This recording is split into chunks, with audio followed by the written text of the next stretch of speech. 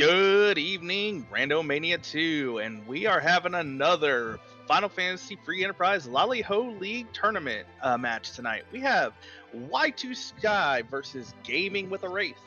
I'm joined in the booth by Smapety. Smapety, how you doing tonight? I am doing fantastically.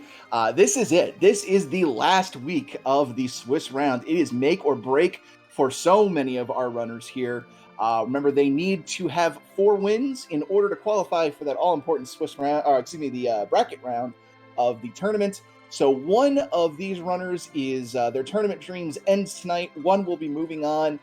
Everything is at stake. So all of the strategies are going to get pulled out. No stops allowed here today. And we have an Edward start, so you're going to need all of those strategies, including maybe an Eddie strat. If we got a Jet Seed, we're going to be looking for Yang, we're looking for Palom, and as always, we're going to complete the Cave Magnus, forge the Legend Sword with the Adamant to get a Nextgal, and trade away the Pigtail. Yeah, we have been seeing some very quick seeds as of late in these flags. Every every week, it seems like that fastest time keeps getting lower and lower. I think the fastest completed seed has been in like the 1 hour 4 minute mark at this point, which is absolutely absurd. So yeah, our runners are going to have to keep those strats in mind because an easy grind option to get those characters up is not always going to be on the table. Edward, of course, one of those characters that can make those very low-level Zeromus kills possible.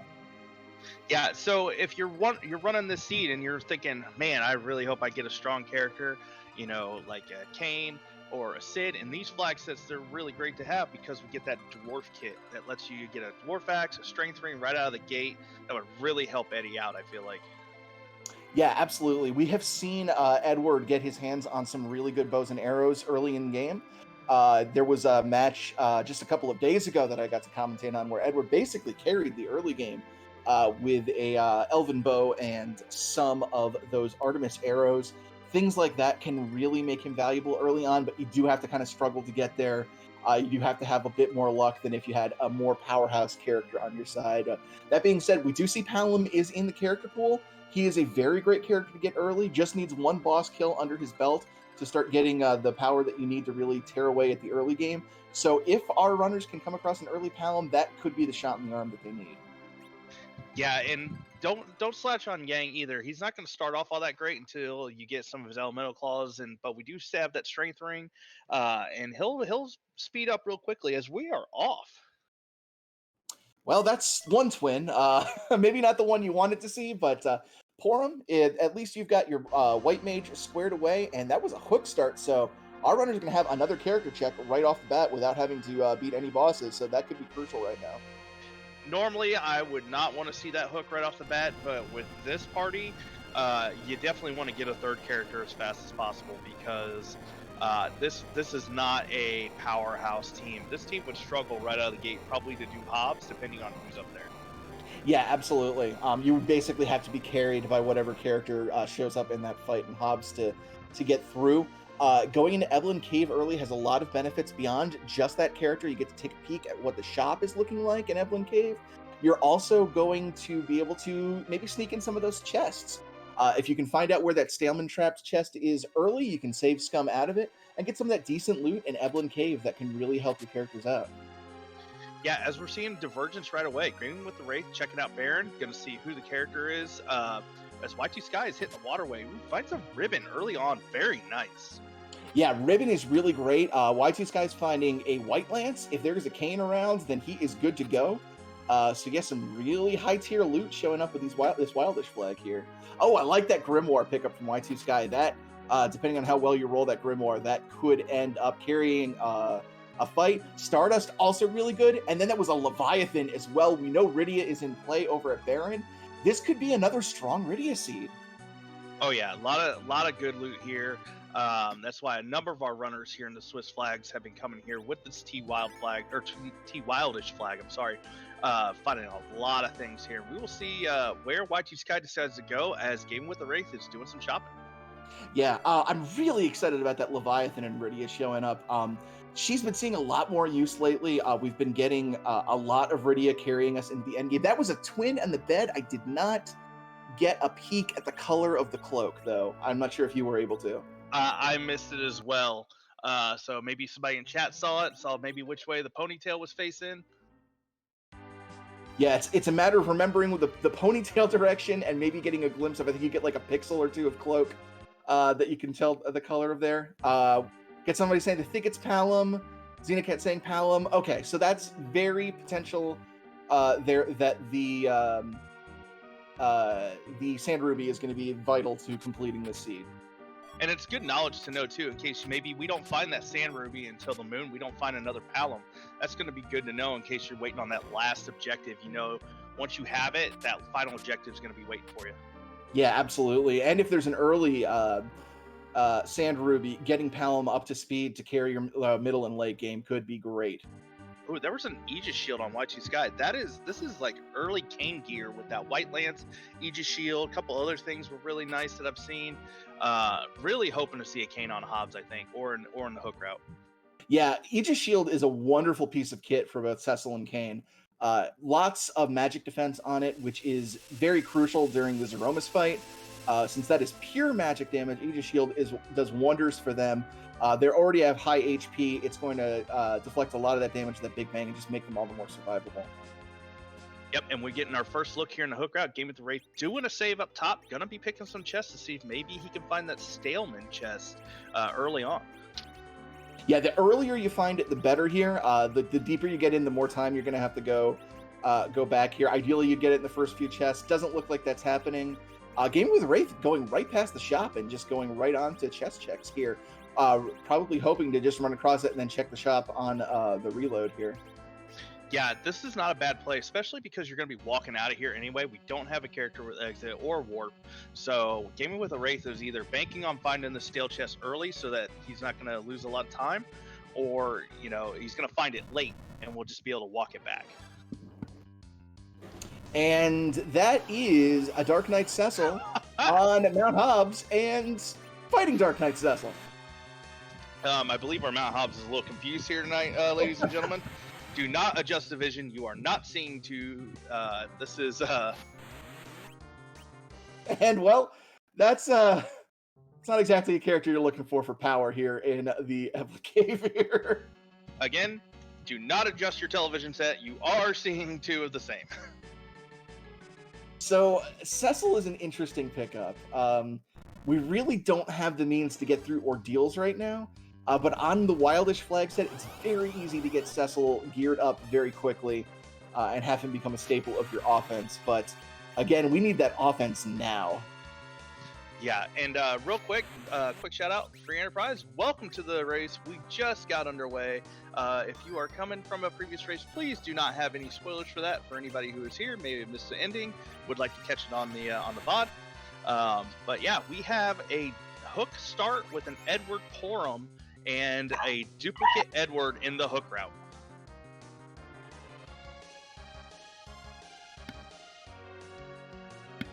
We have dogs as well, apparently. Apologize for that. But yeah, there was a dancing dagger that Gaming with the Wraith just found in Evelyn Cave here. That is actually huge. That's going to let Edward do a substantial amount of damage, enough to get through a lot of these early overworld fights. So that could jumpstart his clearing potential right here. Was that an Ogre X that Y2Sky found on Hobbs? He clicked it so quickly, but I did see on Game with the Race side there was a Gaia drum in there. So if we get, say, Calbrenna dolls or even a Magus Sisters on Ordeals, that's going to be really helpful. Ooh, there's a Stardust Rod as well. Yeah, really good loot here in Evelyn Cave. This is turning out to be quite a profitable dive here. Yeah, Y2Sky for going the hook route right now. Heading down into Antlion Cave. Ooh, there's an Elven Bow. Elven Bow, very, very nice. Not only does it enhance some of your spellcasting abilities, it also has that nice anti-mage property on it as well. A number of bosses have that mage property on it. If you'd run up against any of them, anybody wielding the Elven Bow is going to be able to do quadruple damage with that effective typing. Very, very nice. Oh, Black Sword for Cecil. If he didn't come equipped with one, he's got one now for our Y2Sky. Yeah, don't underestimate Cecil with a Black Sword. It's not going to carry you much further than the early game, but it is going to at least let him do a couple hundred damage and to make him much less of a liability until he becomes a paladin. Yeah, and we will see. I know that. Yeah, there's an Elven Bow for Porum. Black Sword to replace this Darkness Sword. I think this Antlion fight is probably going to be taken care of. Yes, indeed. And then meanwhile, Game with Wraith, we get to take a look at that Evelyn shop. We've got Hourglasses and Bacchus wines, both items you really like to see. Yeah, especially with a Cecil on board. If in case we don't find an Avenger, he'll be able to get berserked really easily on his turn. And the Hourglasses enable a couple of different fights to just be free. Oh wow, that could be less than ideal. We do have Black Sword Cecil though, so he's swinging for 160. That's okay. I think we got this. Even when she closes up, I think Y2Sky will have this. Yeah, looks like it. Able to still do damage. This spot only has 1,000 HP, so even though Edward's going to be doing significantly less here, Cecil's keeping up with the damage, and this should just be a couple of turns before it's taken care of. Val can be very scary in certain spots where her evasion just gets absurdly high. Right here doesn't seem to be the problem. And it's interesting to note, because we have the hook, the unsafe flag that is on that prevents Val, Golbez, and Wyvern from gating the only path to the underground isn't in play here. So this could be the Magma Key. Yeah, you're very right. That is a very good thing to point out, that even though we do have Underworld access, that Magma Key can now be anywhere as a result. Luki Key, wrong key, but still plenty of places to check here on the Overworld if our runners want to try to avoid what could be a nasty hook route. And our restreamer, Auska424, telling me not to scare her by having a really jetty seed. Also, do a quick shout out. It is Capitalism's first time tracking tonight. So give him some support as he's lighting everything up for us. Yeah, already doing a fantastic job. Tracking, it's one of the most unsung roles on the Restream team and probably the most difficult. So huge shout out to Capitalism for stepping up and doing that, keeping everything on tracked up here. So huge appreciation there.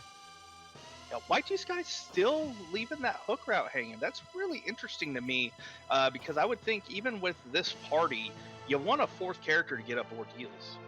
Yeah, it's, we know right now that fourth character is not going to be terribly useful. So in the long run, this might end up being the better play.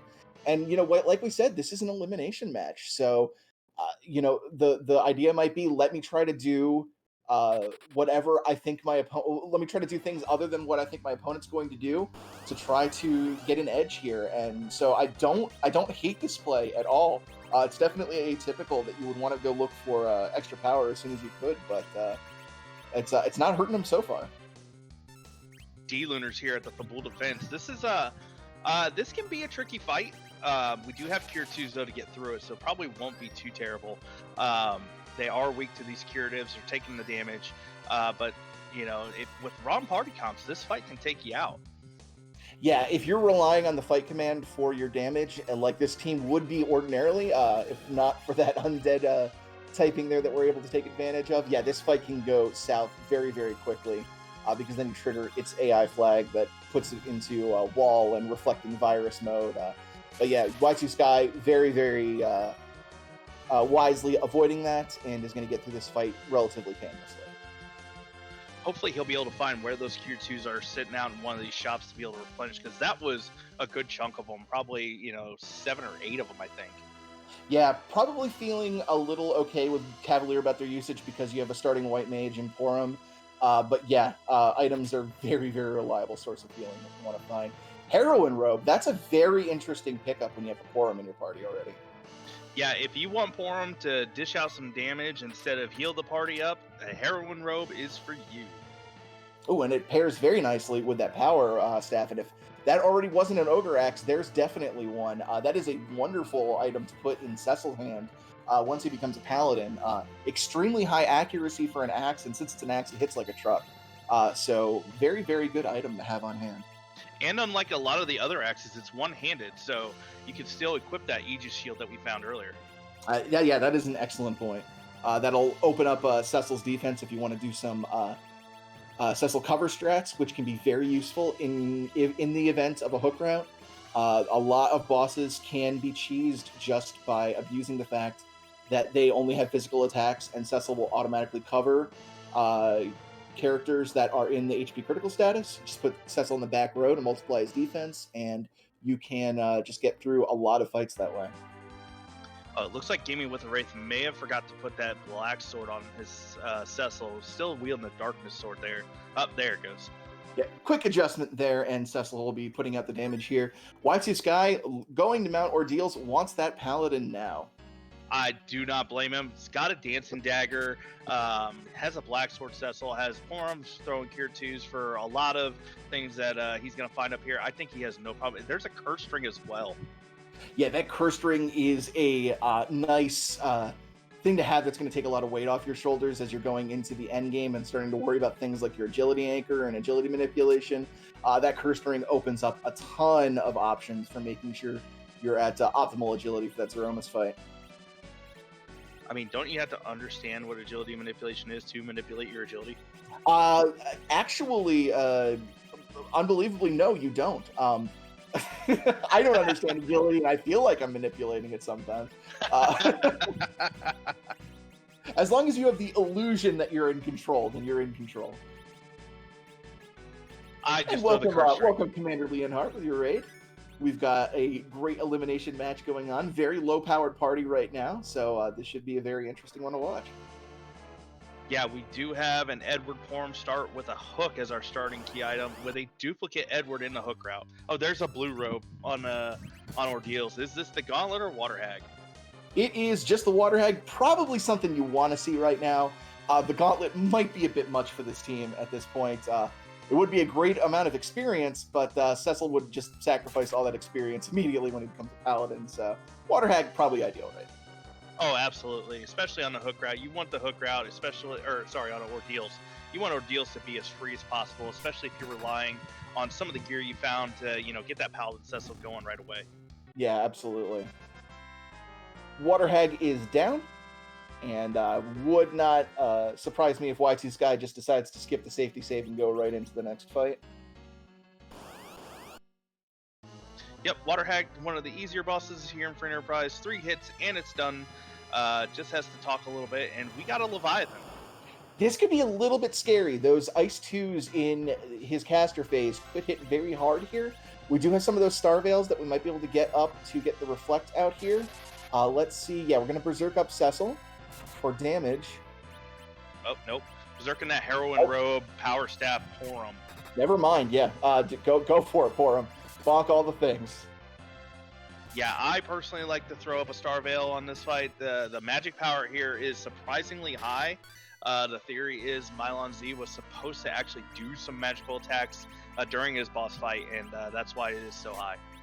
And Edward is going to have to step up for Porum, the main DPSer, who is now down, and that is a sentence that is very strange to say out loud. The one boon here is that Leviathan can only take out one character per turn with that Ice 2. So as long as he is sticking to it and getting those characters up every turn, theoretically, he'll be in the clear. Yeah, it does need to make sure to keep his health up, because that wave is doing some decent percent damage. I'm 25%. So yeah, definitely needs to make sure to keep his health up. But looking like having no problem is in a groove right now. Yeah, that was fantastic there. That just great use of Porum there with that Heroine Robe, with that Power Staff, just stepping up and becoming one heck of a frontline fighter, even if she's in the back row, because starting with that bow gave her the back row glitch. And we'll see who's in the changing closet to get Cecil out of his Dark Knight armor and into his Paladin armor. Again, without a safety save. Yeah, Y2Sky is in it to win it, not wasting any time at all, understanding that the tournament life is on the line here. Yeah, if you are just joining, both of runners are 3-2. They are both playing for a spot to get to the bracket phase. The only way for them to both get there is, dare I say, a pigtail. That is that's pretty substantial. Not only is that an objective, that is a free pull from the high tier equipment pool, which could be big depending on what gets grabbed here. Is this leg or leg and friends? Just leg today. convenient to be in the changing closet, you know, hiding himself behind his robe. Will change out of it shortly.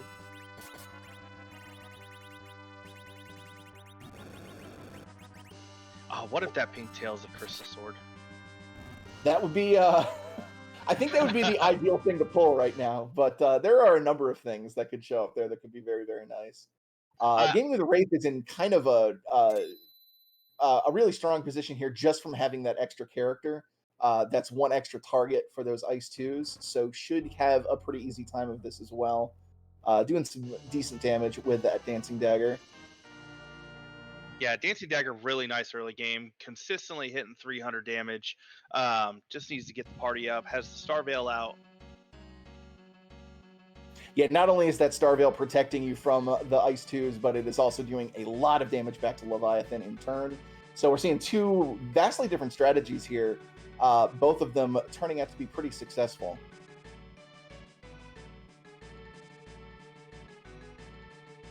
And I'm going to suspect that Y2Sky is going to turn in that tail right away. Yeah, it's not going to be progression, obviously. It's something you're going to have to do eventually just because it's one of your objectives.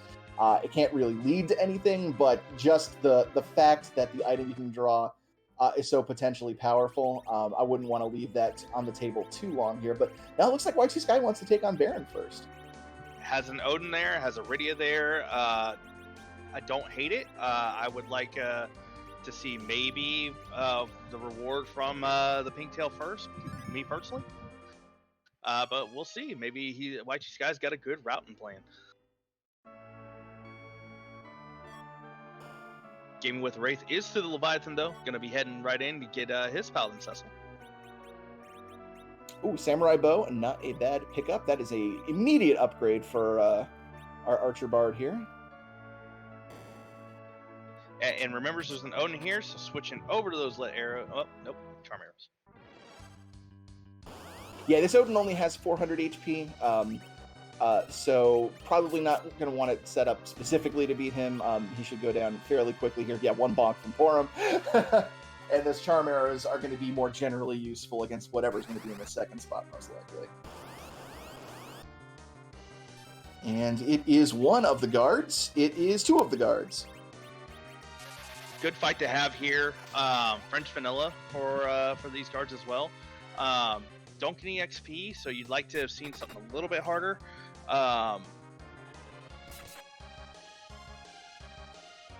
You're seeing big damage there from those charm arrows. We are seeing Porum throw out that mute spell so that they can't counterattack with their magic, and one of them's berserk for good measure. So Y2Sky just putting on a clinic against these guards here. Yeah, making really short work of them. Unfortunately, no XP, so no reason to life glitch them. So just gonna try and get through it.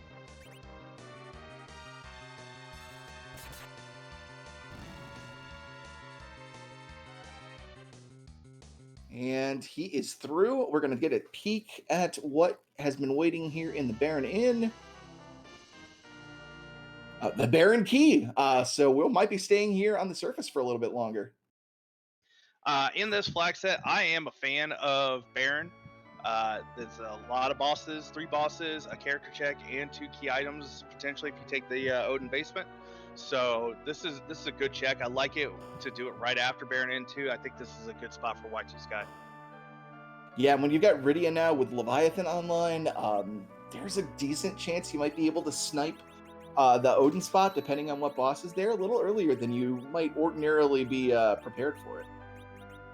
Yeah, and we know that Vigen is vanilla Vigen, so we should be able to go through. We have a number of items that'll get through that with a Grimoire, with a Gaia Drum, so I think the vanilla Vigen is probably not going to last very long.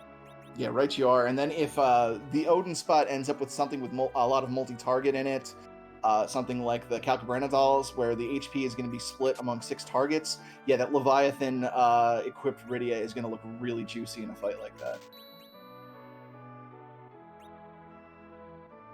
Heroin robes for sale if you wanted more of your ladies to be casters.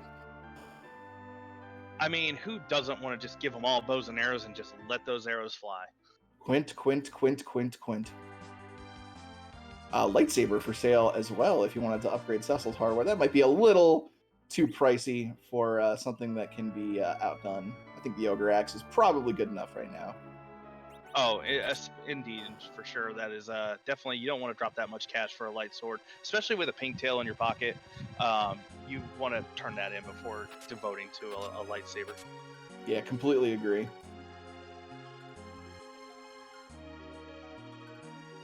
So Y2Sky going into the Barren Sewers here. Is going to do a little bit of looting. It is still wildish, and this is gated behind a key item, so decent chance for good gear in here. Going to skip some of the chests. In fact, most of the chests. He just looted the first 3, and so my following commentary was completely incorrect. So yeah, ignore it. Gaming with the Wraith, however, pulled a cat claw out of the bushes in Silvara. Yeah, not bad. Good equipment for Yang. A lot of people like that Thunderclaw on Yang since it can take advantage of so many weaknesses against bosses. But Cat Claw has really good stats on it, and it's a really good just kind of vanilla weapon to equip on Yang when you don't need anything specialized. We know he's here somewhere in this seed.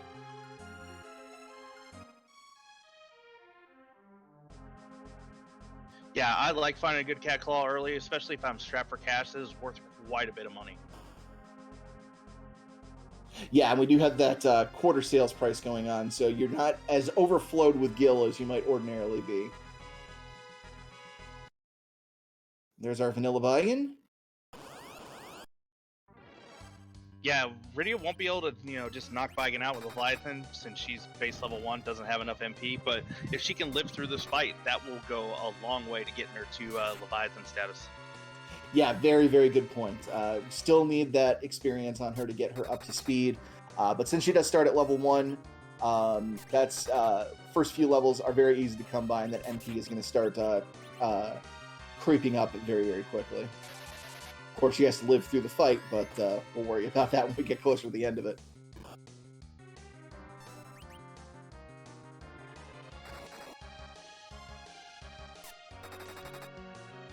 Ooh, yeah, ran out of arrows on Edward, doing a little punch in there.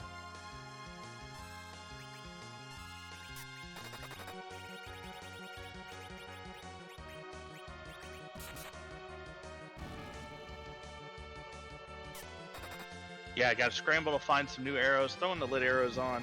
We'll get back to throwing them out here shortly. I don't think Y2Sky, since he didn't go to the hook route, doesn't have that dancing dagger. I think that would be pretty useful right about now. Yeah, we're getting to about the end of the dancing dagger's usefulness as we kind of transition into the mid game here. But yeah, certainly Edward would be doing more damage with that than he is currently. And Rydia does survive, gets a casual 10 levels and all of the MP associated with that. Yeah, that should really get her pretty close. I think Leviathan's, 50 MP a cast? I believe it's either that or somewhere around there, yeah. Ooh, Moonveil and Artemis arrows. Good pickups there. Everything a growing bard needs to be able to do the damage.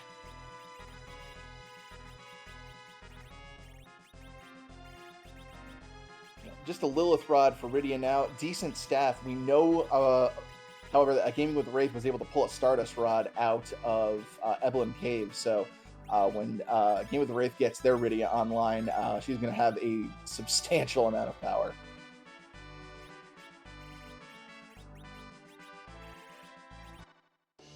Honestly, just being able to use the Stardust ability from the Rod will be incredibly useful in that Vigan fight.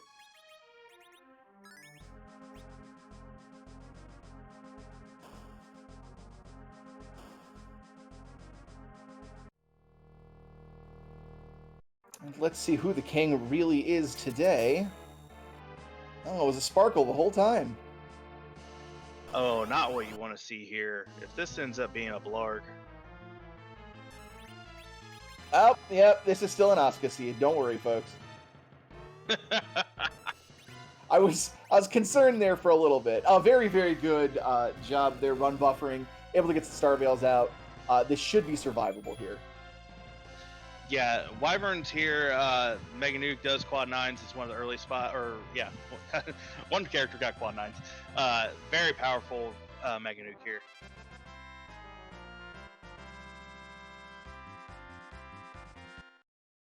Fortunately, no experience for Iridia or Cecil, but you're just happy to walk out of that fight alive and not have any. Oh, that's Fusoya! Always Baron, chat. Yeah, that is not one of the characters we need to complete the seed, but you don't turn down Fusoya. Gaming with the Wraith is going to show us what's at the pink tail. Oh! That's big. That is not a crystal sword, but it is almost as good. Yeah, and I assume Gaming with the Wraith is going to clear Baron in and Baron Castle before diving that hook route, so we'll have the Excal and the Fu. Yeah, so even though Gaming the Wraith looks behind right now, it's only because he's gone through Evelyn Cave already. And honestly, the power increase that he's gotten from going there might actually start catching up to Y2Sky here just by virtue of having more powerful team. And there's the Sand Ruby. That's an objective because that is Palom in Kaipo. Y2Sky go pick up the Black Mage. That's a great pickup. You're getting Palom early in the seed before doing a potential hook route. No, actually, I think that's the only check we have is that hook route. So wanting to get that kid up to Quake as fast as possible. Yeah, the only thing left that we could possibly yield a Magma Key is a D-Mist hiding in one of the optional boss spots or in the Tower of Zot. And that D-Mist reward being a Magma Key, that is a very, very distant probability at this point. So it's looking very much like a hook route. Yeah, and the only thing that would really indicate that possibility is if Golbez is at the King-Queen spot. Because while the key item checks, could have a Magma Key behind it, if Golbez is in that hook route, that would indicate that there's a hidden D-Mist somewhere. Yeah, right you are. Because we talked about how that Volvalis was able to show up because we started with the hook. You have underground access. But yeah, that would be, if that hook route is also blocked by one of those gatekeeper bosses, then we know there's an available Magma Key. And that was a Sylph for sale in Kaipo. So Rydia very, very decked out right now. Yeah, Sylph is great, even though we have the Leviathan. Because we have the Sylph glitch on, Sylph is not going to cost Rydia any MP to cast. That's 25 MP that she's not going to use in case she runs out of MP to cast Leviathan. Yeah, not only that, that is just some fantastic healing that you get. Porum's kind of in that awkward phase right now between Tier 2 and Tier 3 where she can heal, but she can't heal fantastically enough to maybe keep up with a party of 5. Sylph, however, doesn't care how many characters you have. It's always going to be incredibly solid healing. And checking our freebie bosses, nothing there D-Mist-wise, so Gonna have to brave the hook route. Yes, indeed. Not the scariest hook route here with this team. This is a pretty solid team, especially with some of the gear that we've seen available.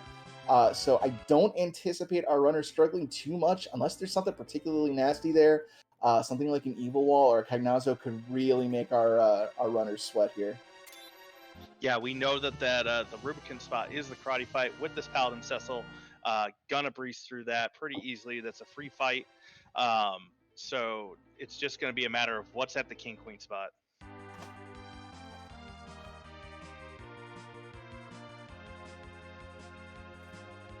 Now, keep in mind, this is going to be Y2Sky's first go through Evelyn Cave. He does not know what characters are available, doesn't know about the loot there. But right now, might be actually be able to take the Staleman chest on, so we might get a peek at what's available in that chest. Those trap chests always have a chance to yield something very nice. Yeah, they are the only chests that are available that can have tier 7 loot. We are running with the max tier 6 flag on, so even though we're in T Wildish, we can't have any tier 7 loot available in any of the untrapped chests. And a little bit of selling here in Y2Sky's side as he makes room for some of these very nice items available for sale here. as Gaming with the Wraith is getting to the end of the Barren Waterway and coming up on the Vigan fight itself. And while Y2Sky is going to be retracing some of Gaming with the Wraith's earlier steps, and Gaming with the Wraith is retracing Y2Sky, do make sure you're giving our runners a follow. They are putting on an excellent race for us here tonight with this hook route coming up. Also, like I said, to the Restream team, who we can't do this without them. To my co-commentator Smapey, Alaska424 doing a restream, and to Capitalism doing his first tracking tonight. Yep, huge shout out if you're watching to Vitasia. Vitasia was supposed to be doing the commentary tonight, but is incapacitated with a little bit of illness. So if you're out there, buddy, hope you're feeling well, and can't wait to hear you back in the booth once you're up and running again. Y2Sky, on the other hand, is skipping all of the treasure chests, going right to the character spot. Yeah, if I'm in Y2Sky's position right here, this feels like a very good move. Y2Sky has been trying to eliminate like any extra, like we saw not taking like extra safety saves, has just been trying to eliminate as much time as possible. It's heads up. You probably feel really confident with the gear that you have right now. Unfortunately, we do know from Gaming with Wraith going through here that there's some really good loot here, including a Stardust Rod. But we'll see if Gaming with the Wraith's extra gear provides enough of an edge to sort of get past him at this point. Smitty, I think it can provide an extra edge. We haven't seen a ninja. Well, we saw at least a ninja sword, so we know there's no edge in this seed. And ninja jammies, I believe. That's true, Gaming with Wraith does have ninja jammies in his inventory. Yeah, so as the rule of ninjas dictates, that means there's no ninja in this seed. Now, we'll probably find two more Masamunes and no edge. That's usually how my seats go. One thing to note, Y2Sky did not check the Odin fight. If that's a free fight down there that has the magma key, that would be a huge miss in my opinion. Yeah, that Odin check is outside of logic. It's essentially kind of considered in the same tier as like the underground checks. So you can never have progress gated behind that, like progress the underworld gated behind that Odin spot. But again, started with that hook, so all of the rules are out the window. Anything can kind of be anywhere in that regard. So yeah, you're very right. That Odin spot could be hiding a secret magma key. Oh, and unfortunately, Gaming with the Wraith took the Wyvern to the face, and luckily he had a save before in the watery pass, so gonna be able to just get through this Vigan again. Ooh, and is actually gonna abandon this. Can't exit from here, unfortunately, so he's going to have to walk out, and that is really unfortunate for Gaming with the Wraith. Yeah, we know that's a Fu. We know that's a Sand Ruby. That's huge to get through that Barren Castle. Yeah, gosh. I don't blame him for making this call at all. The last thing you want to do in a race like this is just bash your head against a fight like Wyvern over and over and just not be able to make headway. So, like, I completely understand abandoning this and trying something else, but gosh, we just know there's so much behind that fight that you really want to get your hands on. But welcome everybody from Random Mania. Thank you so much for the raid. I hope you're doing well. We have got a really great race here today. This is an elimination match. The tournament future for both of these runners on the line here. We've got Y2Sky going down through the hook route, while Gaming of the Wraith is looking to make the same play here, just a little bit less powerful, since they have not been through the Barren Castle. And that was Blink, and you missed it, Asura in the King Queen spot. Yeah, just a quick casual nuke there from Fu, and you're good. And we'll probably have this fight here be a little quick. You just wait for Yang to punch once, or punch twice, kick twice, and Cecil can knock him out. Yeah, speaking of Blink, if you miss it, setting up that Blink on Cecil to make sure you're able to get through the fight. Very smart move.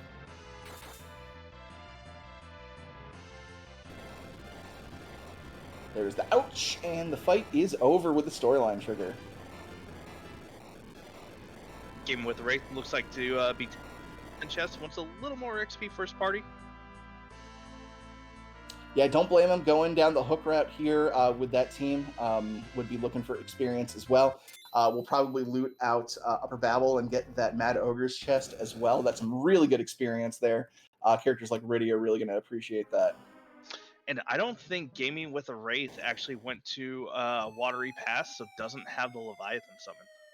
Yeah, that is a very good point. Yeah, because Gaming with a Wraith went to Baron first, and yeah, has not been to Watery Pass unless I missed it. So yeah, I think you're absolutely right there. Though does have that Stardust Rod, which is nice, but you need something to cast it with. And it's not that big of a deal considering it's just a Sur in the King Queen spot. While a Sur is going to hit hard, she's only going to hit when you hit her. So we'll have a lot of time if, depending on how Game with Wraith wants to tackle her, and then the karate fight is free with the Cecil. Yeah, we did get a peek at the top of the tower. That is where the Hurdle Turtle himself, Cagnazzo, is.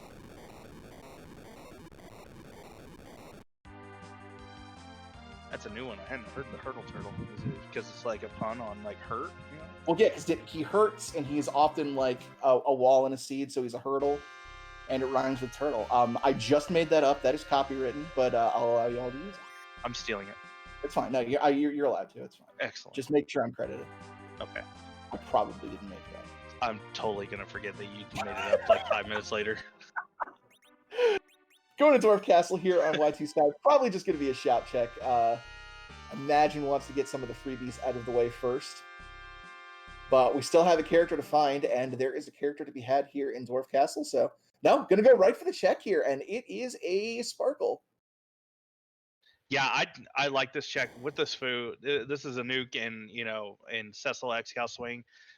This is an easy check for Y2Sky right here. Gonna limit the number of times he's gonna have to crisscross the underground as well. Yeah, we've seen a number of Sparkles already. We've seen D-Lunars, we've seen Wyvern. It's limiting what this could be. A lot of the nasty ones kind of out of the way. Yeah, Plague, not too terrifying here.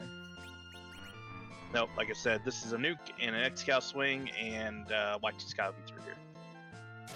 Yep. Power overwhelming strategy probably won't even see any of the count manipulations with killing off your characters and reviving them. I didn't realize that the Mad Ogre chest was the last chest, available there in Babel.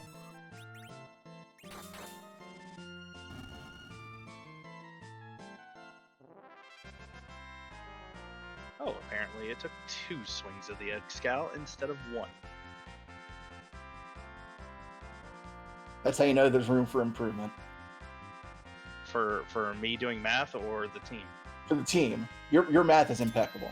Okay. It usually isn't. And big character check here. Could this be another objective? I might have started this a little too early and we're still waiting.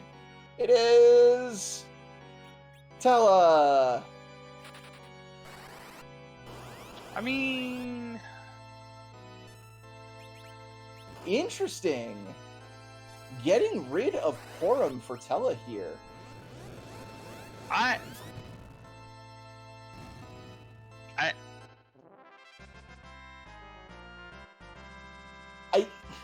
So my thoughts here is, you've got Fusoya, who's kind of Tella plus, and Fusoya just finished off his spell list. My only guess is that Tella's going to be used as an anchor here. Yeah, that would be my guess. Be anchor utility. I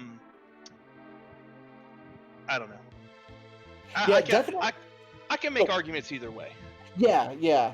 It's you when you've got a white mage. A lot of people like to lean on white mages.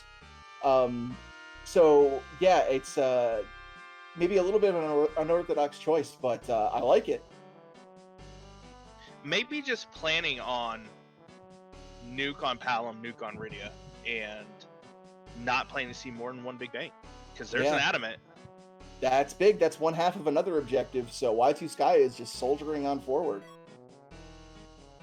That dwarf wasn't letting him soldier forward, that's for sure. These dwarves have made their passages way too small here. But I mean, I guess it's appropriate because they're dwarves. I mean, there was an Asura summon if you want like a white mage 2 out of 3 times. Yeah, I mean, Fusoya can be a very serviceable white mage. The only issue that really you run into with Fusoya is that limited MP pool. Can get a little scary in extended Z fights, but otherwise he does perfectly fine. Yeah, I think Y2Sky is probably just thinking go full nukes mage party. Don't plan to see more than one big bang. Yeah, I think you're absolutely right there. And having to reset out of the Asura fight, Gaming with the Wraith having a little bit more trouble, just not have that nuke-equipped Fu that Y2Sky had to just blast on through that, struggling a little bit more. Yeah, and Y2Sky just found coffins in Tamra. That's going to be big if there's going to be a potential siren grind for eggs later. Yeah, we did not see sirens in Evelyn Cave, and we have not seen them anywhere underground yet, so if there are sirens here in Feymarch, that's huge for Y2Sky. Well, he'll have his grind available whenever. If not, then they're either on the moon or they are not appearing in the seed, and they're going to have to find another way to grind. Yeah, Jason L says chat was helping you out. Fu is in Baron, and then Palom is actually in the bed, and the Sand Ruby is from Baron as well. Yeah, so Baron very, very loaded today.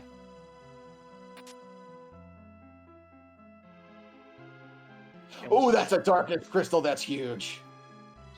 Oh, okay. So, in my first trip to the Underground, I actually hate seeing that Darkness Crystal.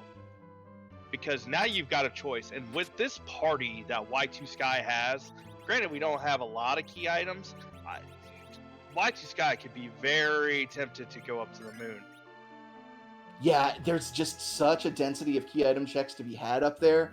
The fights give so much experience that it could forgo any need for a grind just from clearing it.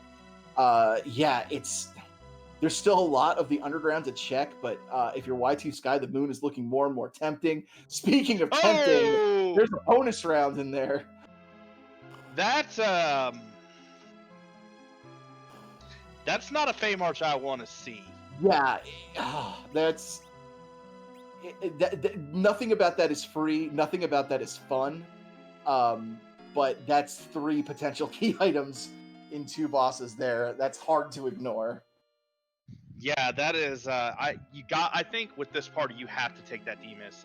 Fu should be able. You get some blinks up, and Fu should be able to take out the Demus. I don't know about that Golbez. Yeah, that Golbez is a much bigger question mark. You could maybe get through with reflex strats. But that's a lot of HP to chew through, though.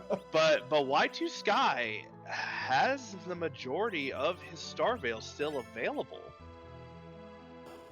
Yeah, he might be struggling with this decision as much as we are in the comms booth. Kind of going back and forth here, changing some stuff around.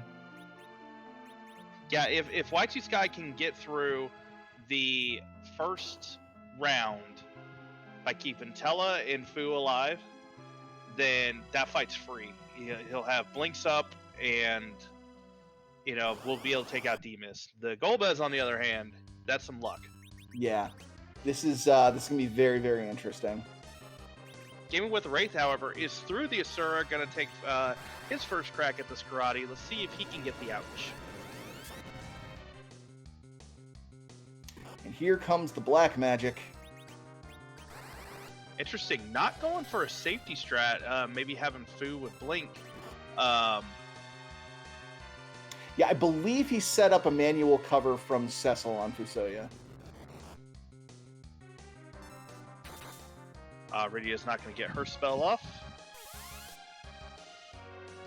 Yeah, Leviathan has a pretty substantial wind-up time. So especially against Demus, it can be very tricky to actually time when to get it off. Nuke, very, very fast to cast. So same with Virus. Fusoya and Palom are going to have a lot less trouble getting their magic off. And Wraith is through the hook route, so not far behind Y2Sky at all. Now's the time to start making up some ground. Oh, left his pause on a little long there. Those of you not aware, during some of these crumble fights, if you hit the pause, the crumble actually goes a little faster. And we're seeing some of that elemental stuff happening here. Cecil attacking with the holy non-element. It's not really an element. It's just some bosses are Demist is set up to be weak to darkness, and anything that's weak to darkness is also resistant to holy. It's kind of a switch that gets flipped. So even though you would not normally have access to any holy weapons when you fight Demist, it is resistant to it. You can see that from Sus's kind of neutered damage output there. Yeah, and this Demist is fast. The Sur is one of the fastest spots in the game anyway, but that Demist was getting hits off, getting her 3 hits off and hiding really quickly. Yeah, this is always a really frustrating place to fight Demist exactly for that reason. Thankfully, though, we got an HP ran out kill. Nice. Not something you see every day, but excellent.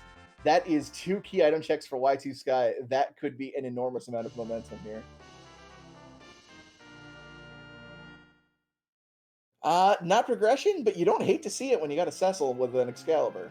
Not at all, especially with that Golbez. If you can get that Cecil through the disrupt phase, that he's gonna start swinging and hitting hard with that Golbez being weak to the Holy Sword. Yeah, we mentioned Demist having that Holy resistance. Golbez, that switch is flipped the other way. Very weak to Holy and resistant to Darkness. Not that you exactly have much access to the Darkness elements in this game. Yeah, didn't save. It looks like he is just gonna leave that Golbez there. Yeah, don't blame him whatsoever. That's kind of two checks is enough. You've got so much available for you to check. You only need to find 4 of the 5 objectives. So even if there's something critical there might be an easier path somewhere else. Oh, did Y2Sky go down through the Sylph Cave? I don't believe he did. I don't remember seeing him go down through the Sylph Cave. Our tracker saying that he did not. So maybe hoping this is a pan before doing it. Yeah, that could, if it is, that could be the Galaxy Brain play. Well, we were half right about that Magna Key. It was behind Demist. Still counts to 10 key items. That's the true winner of that Magna Key. There you go. Gaming with Wraith leaving though right away. Yeah, takes one look and says nope. And based on what we know from Y2Sky, that is probably the correct answer here. That Demist fight, as tempting as it is, just really did not offer much. But 10 key items is 10 key items. Yeah, and Y2Sky raising the blue whale, the lunar whale, not the blue whale.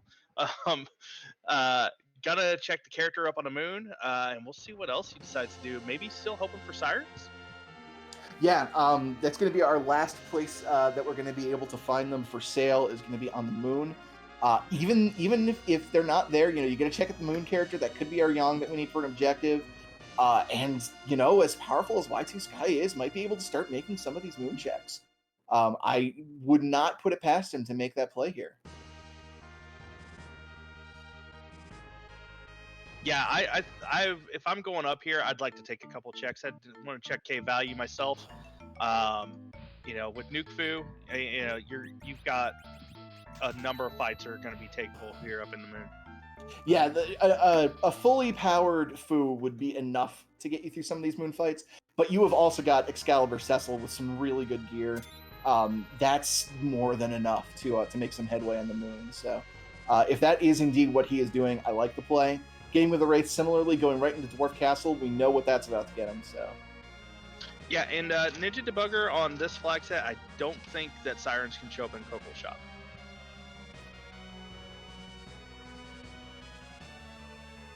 They'll show up in any of the gated shops, but not in Coco. Y2Sky takes his freshly minted 8-person mount to the Lunar Dais. And we're going to see... Ooh, that's only a month away. I know, I'm so excited. Me too. That's another Rydia. That's... Yeah, I don't think you take it. You've already got Tella set up as your anchor. Really no reason for it. Even if she's got that cool ice blue look. Y2Sky, not interested.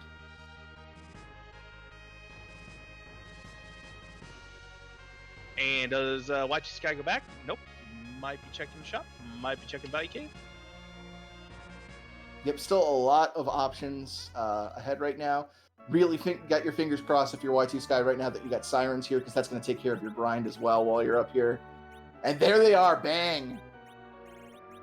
Just what you want to see. Meanwhile, I don't know if you noticed, maybe Gaming with the Wraith is doing reflect strats on Plague. Yeah, that is a very interesting way to do that fight. If you're not confident in your ability to just outdamage Plague and keep up with the reviving your characters, just reflect Doom right back on Plague. It'll keep trying to cast it because it can't get it out on you, and in some places the ATB lines up that it will actually off itself with Doom, which is always fun to watch. Yeah, getting the news about Attila. I wonder if he, swaps out the dead Rydia for Tella. I like that move there for Gaming with the Wraith. At least Tella can be more useful than Rydia hanging out on the floor. Yeah, Rydia is a fantastic character in the early and mid game if you get the right summons for her, but her usefulness really does wane the later you get into a seed. Taking that Tella there is going to be a useful anchor and can do a little bit of utility as well. I think it's going to be better in the long run. So yeah, completely agree with that. Yeah, I can't remember. The Artemis arrows were in Baron Castle as well. Yeah, that's right. They were in that triplet of chests right after the Baigan fight. Oh, is Cecil not back rogue glitch for Gaming with the Wraith? Is that why he's constantly swapping back and forth? Might be. I haven't seen him put a bow on him, but I haven't been watching his entry territory too closely. That's not a Lunar Sparkle you want to see, as our restreamer just pointed out. That's Ogopogo. Yeah. Wait, have we seen Pale? No, we have seen Pale Dim, right? Yeah, that's gotta be. Yeah. You're right. That has got to be Ogopogo. That is a big Ogo no. And heading right back to Earth. Not gonna do any other moon checks. Just gonna go right back. Yeah, if you commit to the moon, you want to kind of do all of the moon at once, and knowing one of those fights is Ogopogo, that's gonna make the underground look a lot nicer.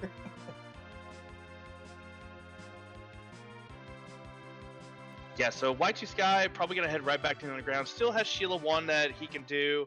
Can do the Kananzo up at the top of tower and the Luki.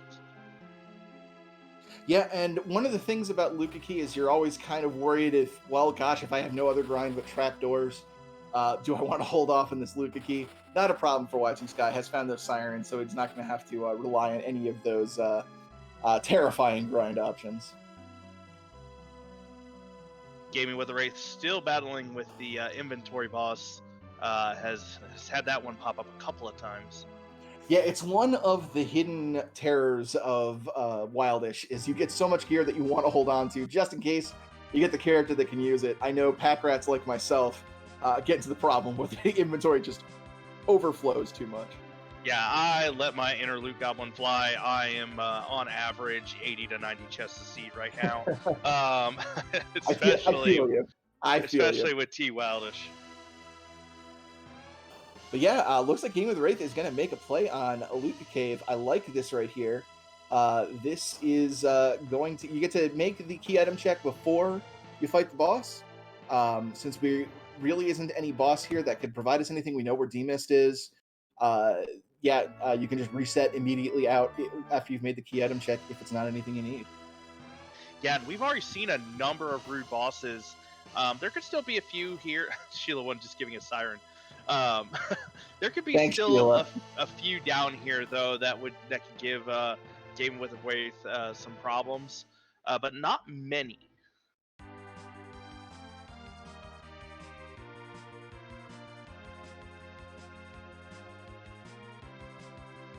Yeah, Wraith doing a great job of, as Asuka points out, dodging the ropes of shame.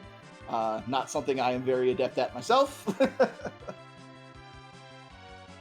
I've hit that rope. I'll admit it.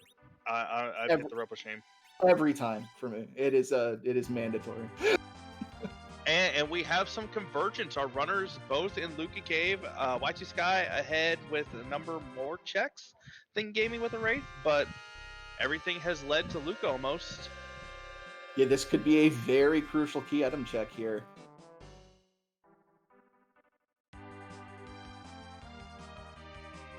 I mean, even if it's not, then the path forward is either through that Golbez or that Kanatsu. Ooh, tower key. Oh, You gotta walk out with that. Yeah, you do. It's not guaranteed to be something, but it's you just can't leave that. Thankfully, Octomam, not a terrifying fight here. No, not at all. It will make that Cecil a little harder just because Octomammoth is one of those weird bosses that is strong to holy. Yeah, it was. It's kind of a little trick the developers did. A lot of the early bosses have this darkness weakness, just so that Dark Knight Cecil kind of feels a lot more powerful to use. Of course, the flip side of that is that it makes them strong against holy. So, yeah, you can see Cecil still doing decent damage. He would be doing a lot more if it weren't for that little holy resistance thrown in there. Yeah, this is a good fight for Gaming with Wraith, though. This is going to be a huge infusion of XP, and the speed of this spot is going to be negated by the mechanic of Octomammoth losing speed and resetting its actions every time it loses a leg. Yeah, as long as you can keep the offense going and the hits coming, and the tentacles flying off, you're going to be okay. Yeah, has the blink up to protect that Porm, make sure that she's good. Berserk Cecil, even with the holy weak or strength, still doing 1500. So this should be wrapped up here shortly. And the tower key for Y2Sky. I got to imagine they're going to walk out with it as well. It would be a pretty bold play to reset out of that. If somebody were to do that, I'd name that maneuver after him if it paid off. that would become the Y2Sky Gambit from now on. Speaking of which, I'm really excited for the day Gambit 017 does something like that, so we can have the Gambit. Gambit, if you're out there, we need you to step up and invent the Gambit. And you can sort of see just how much more damage Y2Sky is able to pump out here, with that Leviathan Rydia, with that nuke Fusoya. Game with Wraith is just through this fight. Y2Sky might be catching up to him very quickly here.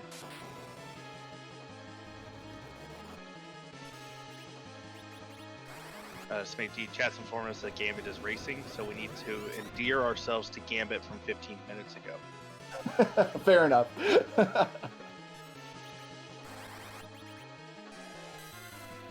And a nice block there from Cecil to help Palom put out some virus. Yep, virus from Palom, Lit 2 from Rydia, Nuke from Fu. This Octomammoth is not long for this world. Yep, and then we get the fun of warping all the way back through all of these levels. And yeah, Y2Sky through that fight significantly faster here. Gosh, I got to imagine both runners are going to be heading right to the tower after this. Yeah, that's got to be the logical play unless you want to go take on that Golbez. Gaming with the Wraith Tower, with the Czechs leading here, if the tower is the play, then Gaming with the Wraith, it may have a minute or two lead, I think. Yeah, the big thing right now is that Gaming with the Wraith reset out of Baron, so does not have that Sand Ruby, and thus does not have Palom. So they're an objective behind. As soon as they feel confident enough to go back into Baron and get that Wyvern off the throne, they'll be at parity right now. But until then, Y2Sky with the stronger party here is just going to be making up little bits of time on every fight just because they're getting through it a little bit faster. So it's a very close race, but you're really hoping you really want Game with Wraith to get that Fusoya at least on their team. Yeah, did Gaming with the Wraith find that curse ring on Ordeals? I don't recall if he did or not. That I'm not sure. I did not see the chest. And hey, a little bit of vanilla here. Hey, there's those Dark Imps. Not a place you want to see them, because you want to see them on the moon so you can life glitch them. Yeah, but that does mean Y2Sky abandoning the moon is looking like a little bit smarter play, because like you said, this is a fight you want to see up there, and now we know it's not there. Yeah, I think there's 2 free fights left. We haven't seen King Queen yet, and we haven't seen the officer fight yet. That's correct, yeah.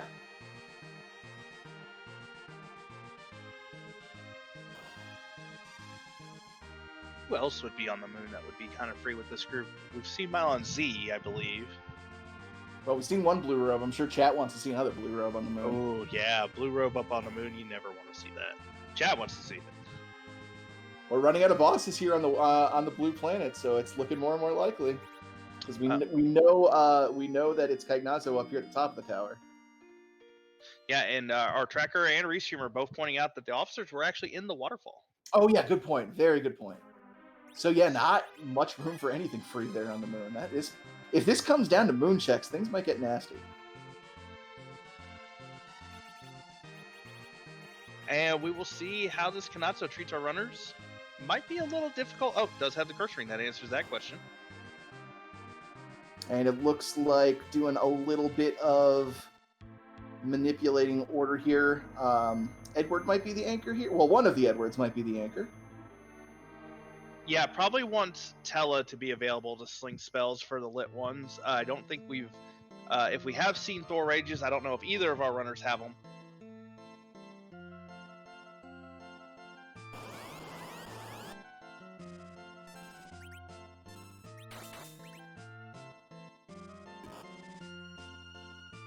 And we got some really great damage coming out from that Cecil. This is a fight you want to front load as much damage as possible to make those waves less scary. Excalibur hit and a nuke from Fu is a good way to do that. Rydia is going to be following up with a Leviathan here, and that should make this wave very manageable. Yeah, that'll be half the health knocked out. And then Y2Sky can either get that Palom up if he wants the XP, but I think even Rydia will live through this. Barely. Oh, excuse me, Rydia had the Lit 2 going on to get rid of the wave, so even better. Yeah, I think Y2Sky's got this one in the bag. Yeah, shouldn't be much more past this nuke. Over on Gaming with the Wraith, things might be a little dicier. It was the Zeus Rave that we picked up in Upper Babel to get rid of the first wave. Was it fast enough? It was not. It was queued up. How much is it going to hit for? Pretty substantial. And yeah, going to take the reset there. And Porum dodged it, though. Yeah, it was pretty big. I don't know. I might have tried to claw my way back there, but maybe take the reset, maybe lower the battle speed a little bit would make that a little easier to deal with. Yeah, I didn't catch if got the Cecil Berserk or not, but with Porum living there, I would have tried to go through that. But round 2 goes right back in.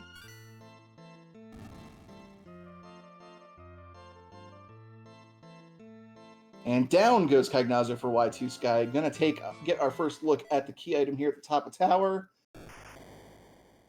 Twin Harp, that's huge. Required hurdle. So that is going to be objective number 3, and just like that, Y2Sky is a single key item away from go mode. I'm gonna say something. It's gonna make Auska really mad at me and probably mute me. But what if this is the Legend Sword on the way out?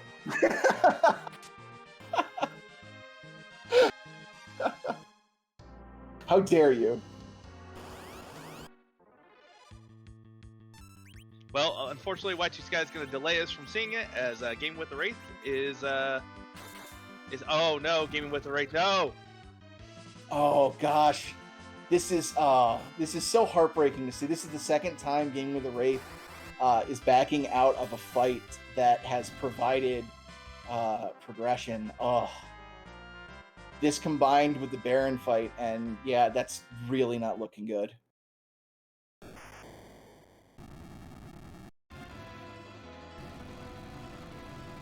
So we'll see what is on the way out.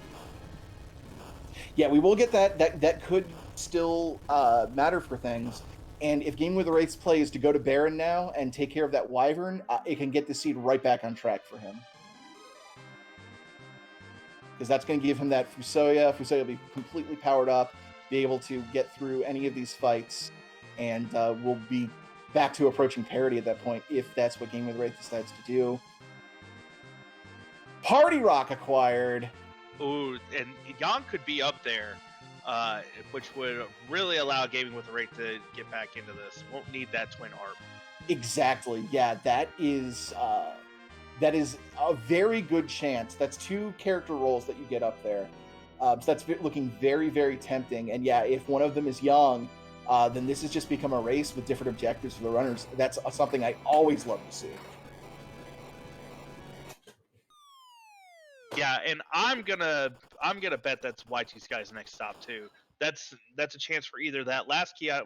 Probably gonna do Heart first, but Harp into Earth Crystal check. I think that's gonna be a good move for Y2Sky here. Yeah, might stop by Sheila first to pick up his Siren reward. Hasn't been to the moon yet, of course, so, you know, single Siren is nothing to scoff at.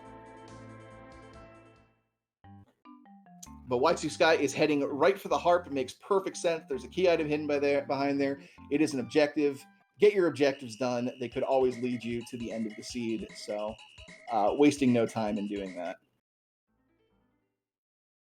Yep, and one of the things that is great about Free Enterprise, we randomize a lot of things. One of them being the music that Edward plays once we start this harp check, and it's usually a tune from either another RPG, another Final Fantasy, some pop culture, a lot of tunes that are available, and we never know which one we're gonna get.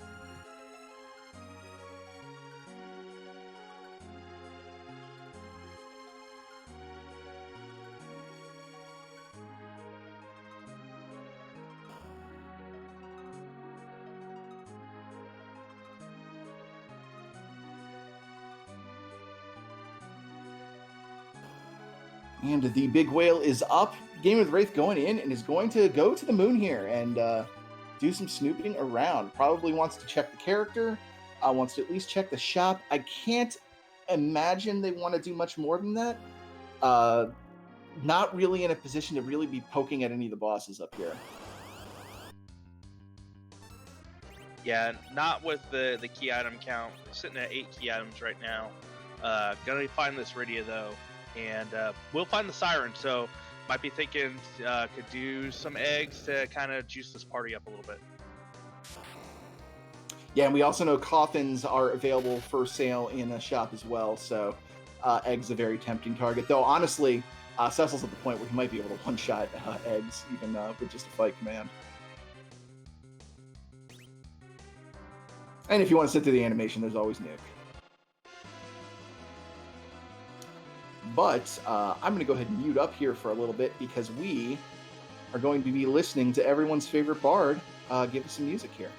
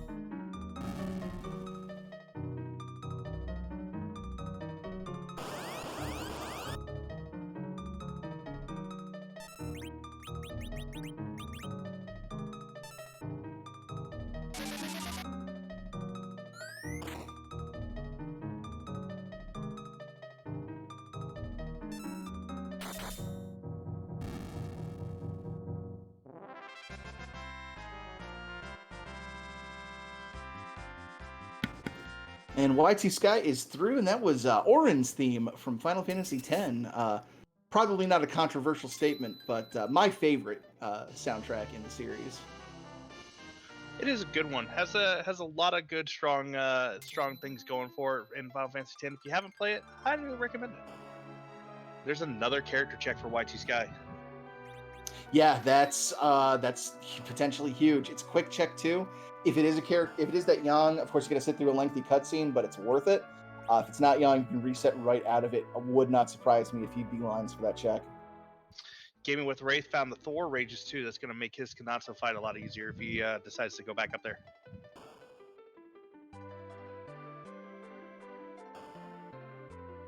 But we're going to have a little divergence possibly. Looks like it, because somebody I think wants to do a little bit of rating.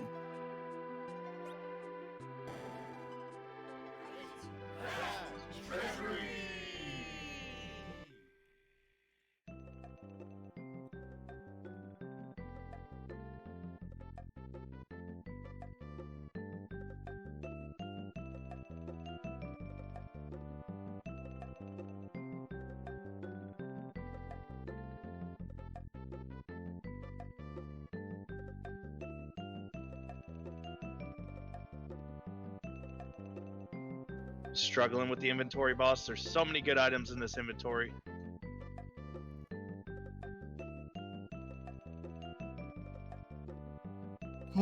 Two moon veils and a life staff seem like the big pulls from there. I like the moon veils. That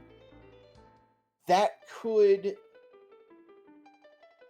really help in a lot of fights. I don't know. Chat saying Moonveil out of 10. I think that's a pretty good rating. Yeah, Moonveil's really going to depend on if that Ogopogo is going to be required. I think that's going to be a big one, or maybe something else that's really rude. Maybe Antlion at Ogopogo Altar could be a good spot for a Moonveil, but it's going to be really dependent on what bosses we find if we've got to go to the moon. Yeah, exactly. That also, we've got that D-Mist in Feymarch, which we know doesn't lead to anything, but Gaming with Wraith might be more tempted to take that fight with a Moonveil in the inventory. Oh, that's a gauntlet. This benefits, while Y2Sky is going to get through this gauntlet a lot faster than Gaming with the Wraith, this actually benefits Gaming with Wraith a little bit because this is a good, chunk of XP here. Yeah, the XP is good. You run into a lot of flans here in this particular gauntlet. So yeah, Y2Sky's got an edge because they've got a lot of that multi-target magic. Though we did just pick up Leviathan for Rydia in that treasury. But did we already get rid of Rydia on Gaming? We did. Oh, okay, so yeah, that does not help. Never mind. But I think there's a number of J items in Game with the Race inventory to be able to get through that flan. It has a Stardust Rod too on the Tela. Yeah, that's a very good point. That Stardust Rod can do some work. So, chat, Hyra Fellows just brought up a good point. We only have 2 character checks left. Y2Sky is gonna be in technically go mode, no mode after Zot. If Yang's not here, Yang's in the Giant. Oh gosh, we have seen so little of the Giant so far this tournament, just because we've made that Giant flag put in there where you have to complete the Giant in one go. There is no exit. Once you're in the Giant, you're there until you complete it, which has made things like the D-Machine check grind much less attractive. Boy, I would love to see a mandatory Giant here. That would be very exciting. And that would be really beneficial for Y2Sky. Gotta get Palom and Rydia to nuke. That's a lot of XP up there. That's 500,000 XP. Yeah, and getting that 10 key item multiplier for it as well. That is a cool million there. Oh, sorry, that was the 500,000 with the 2 times. Oh, was it? Okay, my mistake. I'm bad at math. You're the math genius. You take care of it. Yeah. How did I become a math genius? Because you're calming with me. Something or other. I know you're in chat. Don't say anything. As we're going through this alt gauntlet here, this is interesting. So, if you're Y2Sky, you get through this. There's no Yang.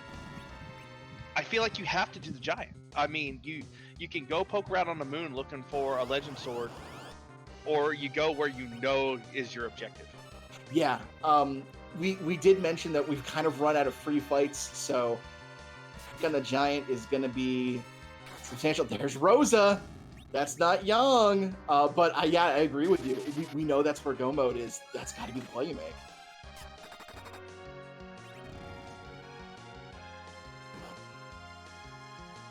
So if we see a monk here in the torture chamber, it is going to be probably the most excited anyone has ever been to find Young. It's Kane! Oh! Young! Reverse vanilla! Oh my goodness. Well, this is now a seed. Oh, and Gaming with Awraith doesn't have the package to know that that's where Yang is. Oh, that's a very good point. Gosh, yeah, just everything is just kind of stacking up against Gaming with Awraith just from a few checks that have a few fights that have gone bad. Kryuchi, the reason the giant is required is because our last character check is the giant. Gang has to be there. And that would put Y2Sky in go mode to complete this seed. Yeah, now, like Invenerable says, it's not required, it's just optimal, because we know Yang is there, so we know we can finish the seed that way. There, you could also go to the moon for the checks that are remaining there, and look for that legend sword, which would also put you in go mode since you need 4 of the 5 objectives. But right now, since you know there is a path to the end of the seed, it's kind of like it's the path you've got to take. Hyro fellows, you are also correct. Legend Sword could be here from Zot. Yeah, that's also a very distinct possibility. Could also be the Pan, which could lead to the Legend Sword, or the Rat Tail, which could lead to the Legend Sword. So, yeah, we're excited about the Giant, but we might want to rein our horses in just a little bit. Yeah, and just the Mom Bomb here. So, had the explosion go off, punched our freshly acquired Rosa and Kane. Gosh, I kind of wish the Pan shows up now just to keep everybody in anticipation. No, I want it to be samurai arrows. I mean, we've gone through a good bit of arrows. I'd like to restock.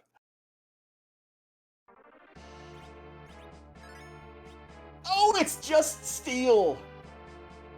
Oh, for the edge that is not in the seed.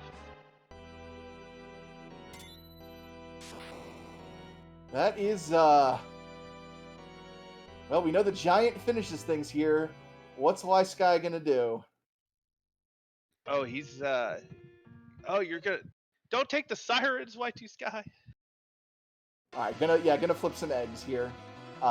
Strong play. You got the 10 key items. Might as well start leveling some of those characters up. He did take that Rosa and that Kane, so he's gonna need to get them online. Rosa, had the Porum, Rosa is a little bit more stable of a white mage for the Zeromus fight, just by virtue of her larger HP pool.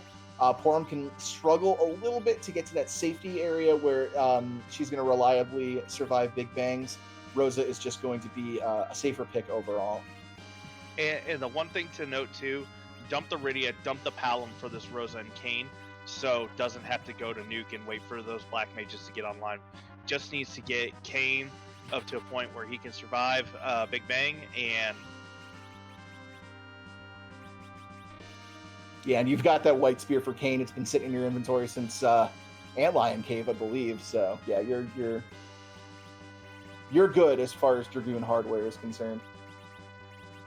Gaming with Wraith also taking the Kane. I didn't see if he picked the Rosa as well. Did take the Rosa, yeah. So similar play here from Gaming with Wraith.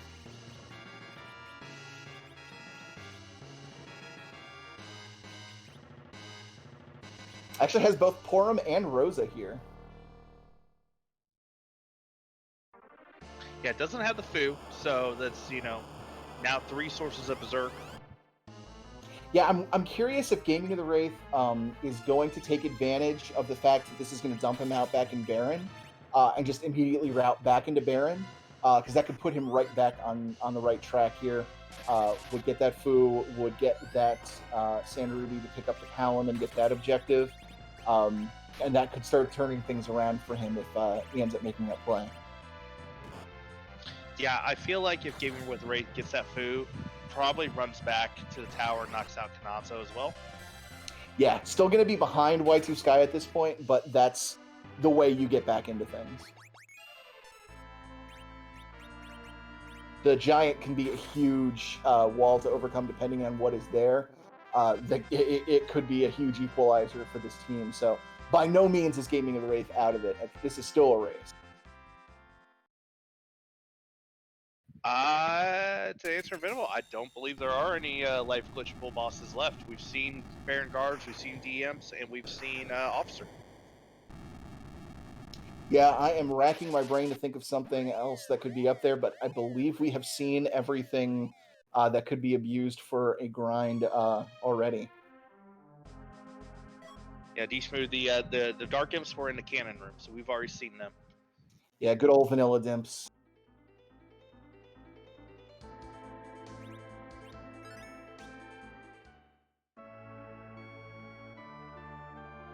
And it looks like Gaming Wraith is making that play, going immediately into Baron, right into the waterway.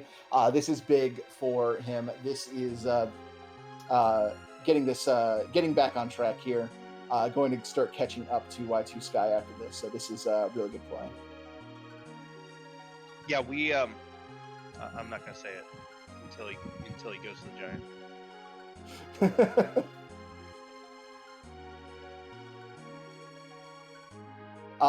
We have not seen Maga Sisters, I don't think. I believe they are still in the pool. Okay, now that he's committed to the Giant, he still has to check the Odin spot.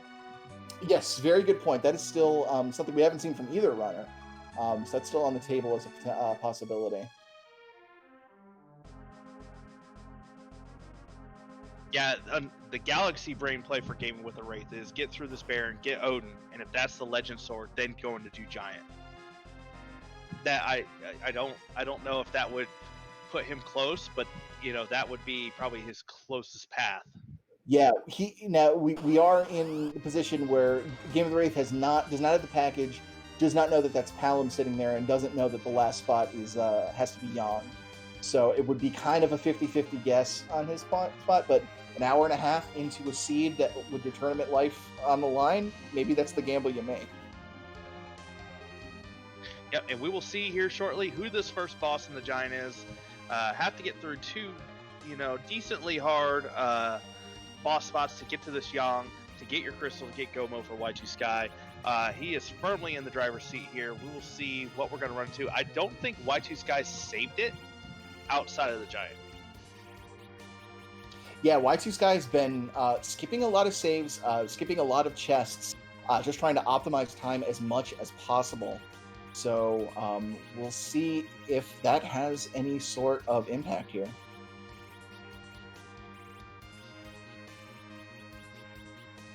Oh, Chad has informed us that Y2Sky did save before going to the Giant. Okay, not that crazy then.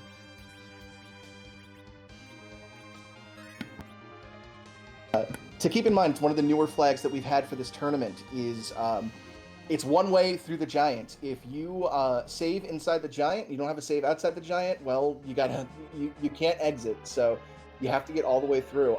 That is a Mylon. It is a Mylon of Friends.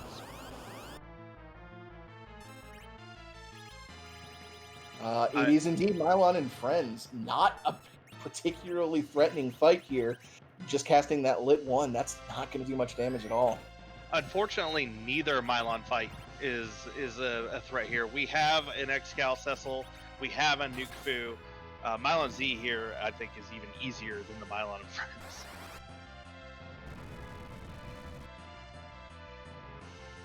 And Gaming with Wraith is through the Wyvern fight, has picked up their Mop, is about to pick up their Sand Ruby. So right back into the swing of things here. Rose is gone. Don't need her. You got a fully leveled up Fu. Yeah, keeping the leveled Porum. Is about to get the Sand Ruby, which will be a Palom.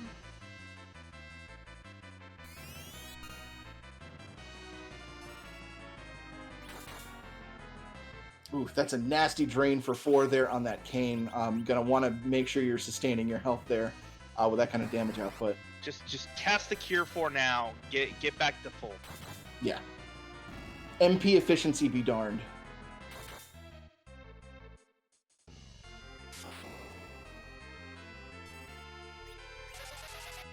You got a full heal at the start of the fight. You know you've got a full set of MP. Just do it.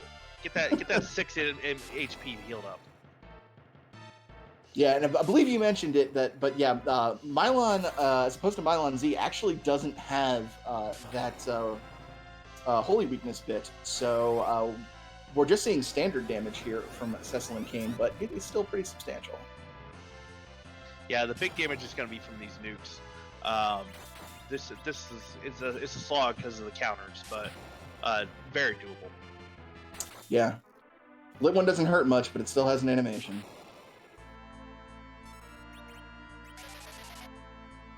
Oh, Kane is missing 5 HP now. You gotta heal him.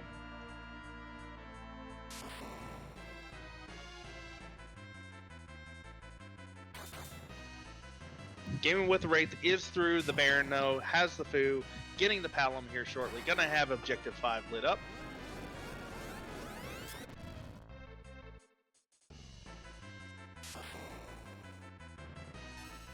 Yeah, and is right back in things, but time is very quickly running out.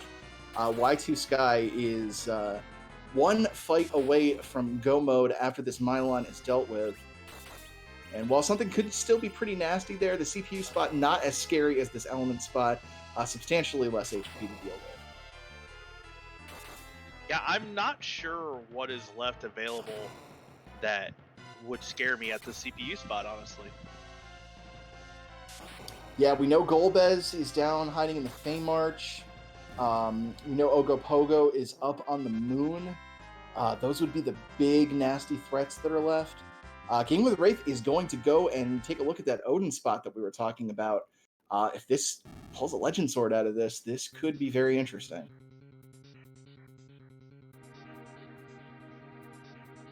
Yeah, that's going to be huge for Gaming with the Wraith. That will really help him kind of maybe drive him back to the underground. He would not have to do the Giant if this is Legend Sword. Could just go do Kanatsu, do Twin Harp. Where was Twin Harp? Twin Harp was at the top of tower.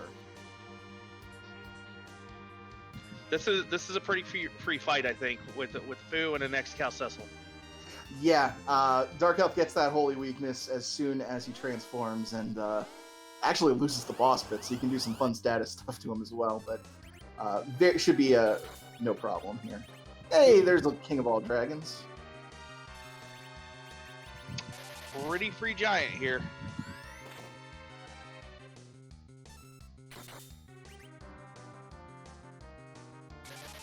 Now, chat wanted a mandatory Giant, but I think they were probably hoping it was a little more difficult than this.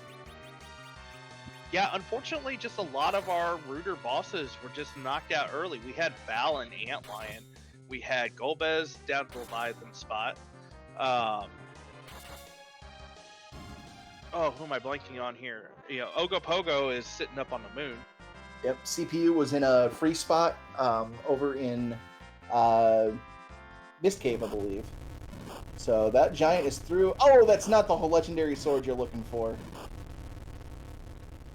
I mean, unfortunate for Gaming with a Wraith. It has a legend attached to it. And there is our monk. That is the 4th objective for Y2Sky, and they will be receiving their crystal.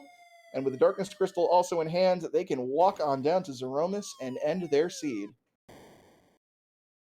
Yeah, no pass in hand. Gonna have to make the walk through the lunar subterrane.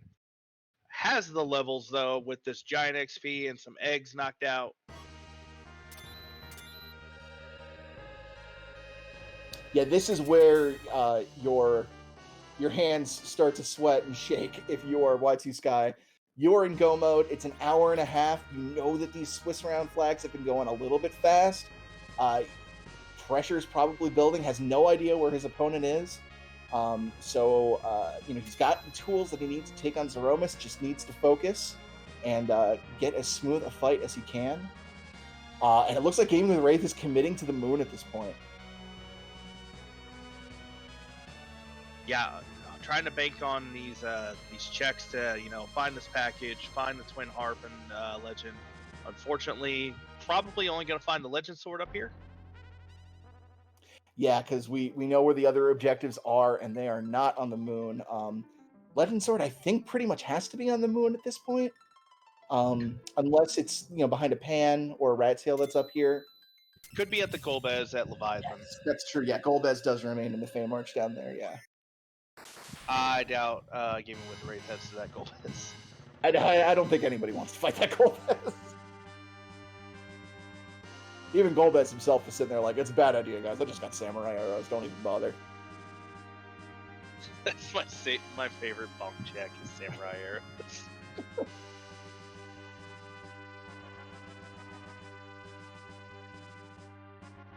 So both runners making the glory walk through the lunar subterranean, but only one of them is bound for the end of this seed. Yeah, Y2Sky, crystal in hand, has the levels, has the gear, has the foo. Game with the Wraith looks like going to be taking some gold dragons, perhaps. Yeah, don't blame it. A lot of experience here. Want to get a comfortable position to take these fights on. You got the sirens, you got the hourglasses. You might as well snag a ton of XP here. Unfortunately, only at 9 key items. Yeah, that is definitely unfortunate. That's one of those weird positions where you're like tempted to maybe get one boss in, hoping you pull a key item out so that your grind is a little bit more efficient, but not want to take any chances here. Yeah, it needs to get that Kane a few more levels so that he can be really useful here.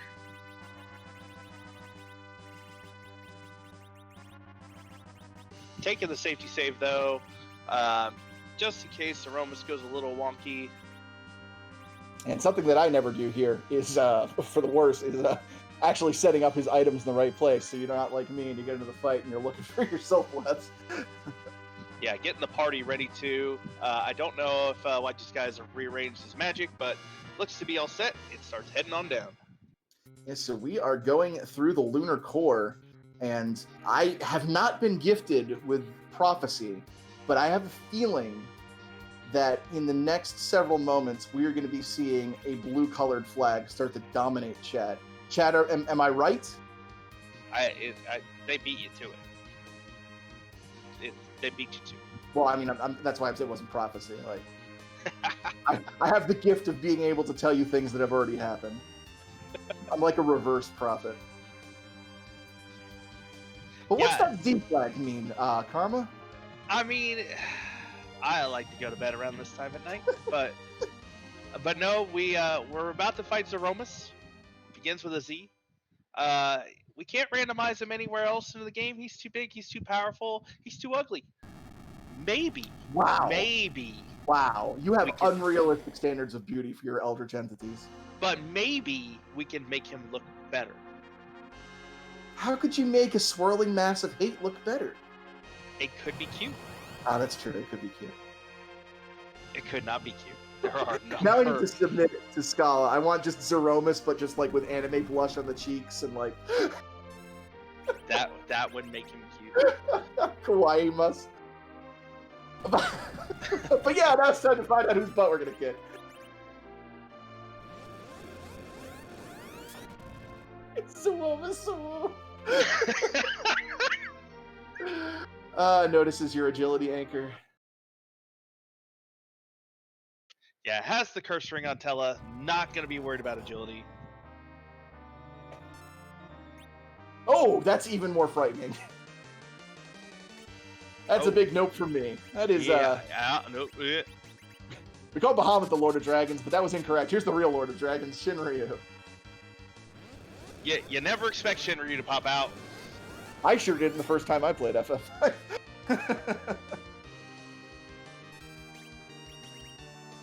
Yeah, setting up with the opening here, getting the Bacchus set up on Cecil so that he can just go nuts with that Excalibur.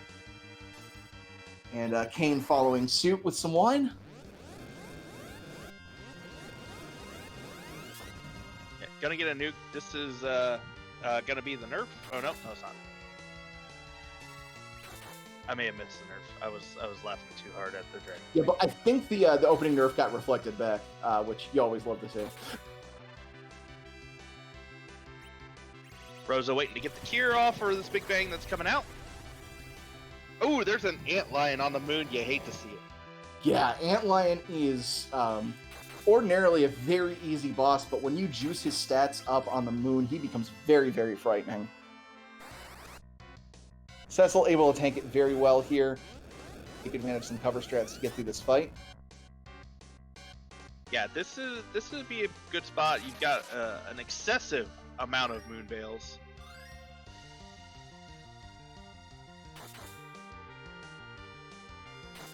Going with the blink strats though, got the nukes going out.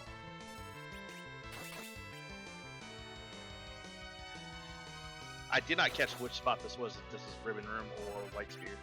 I believe this is Ribbon Room. Oh, I am wrong. It was White Spear Room. Thank you very much to our Tracker Capitalism. Y2Sky throwing the nukes, got the berserkers going. Has this fight pretty well in hand, I think. Yeah, Xernomus is particularly slow here. Did a really great job utilizing Tella as that anchor. So it's very manageable. So manageable, in fact, that Rose is going to have a chance to get some whites off. Not something that you usually get to see just because white is substantially slower than Nuke. So it can be a little bit harder to deal with. But heck, Rose has got no healing to do. Might as well throw out some extra damage.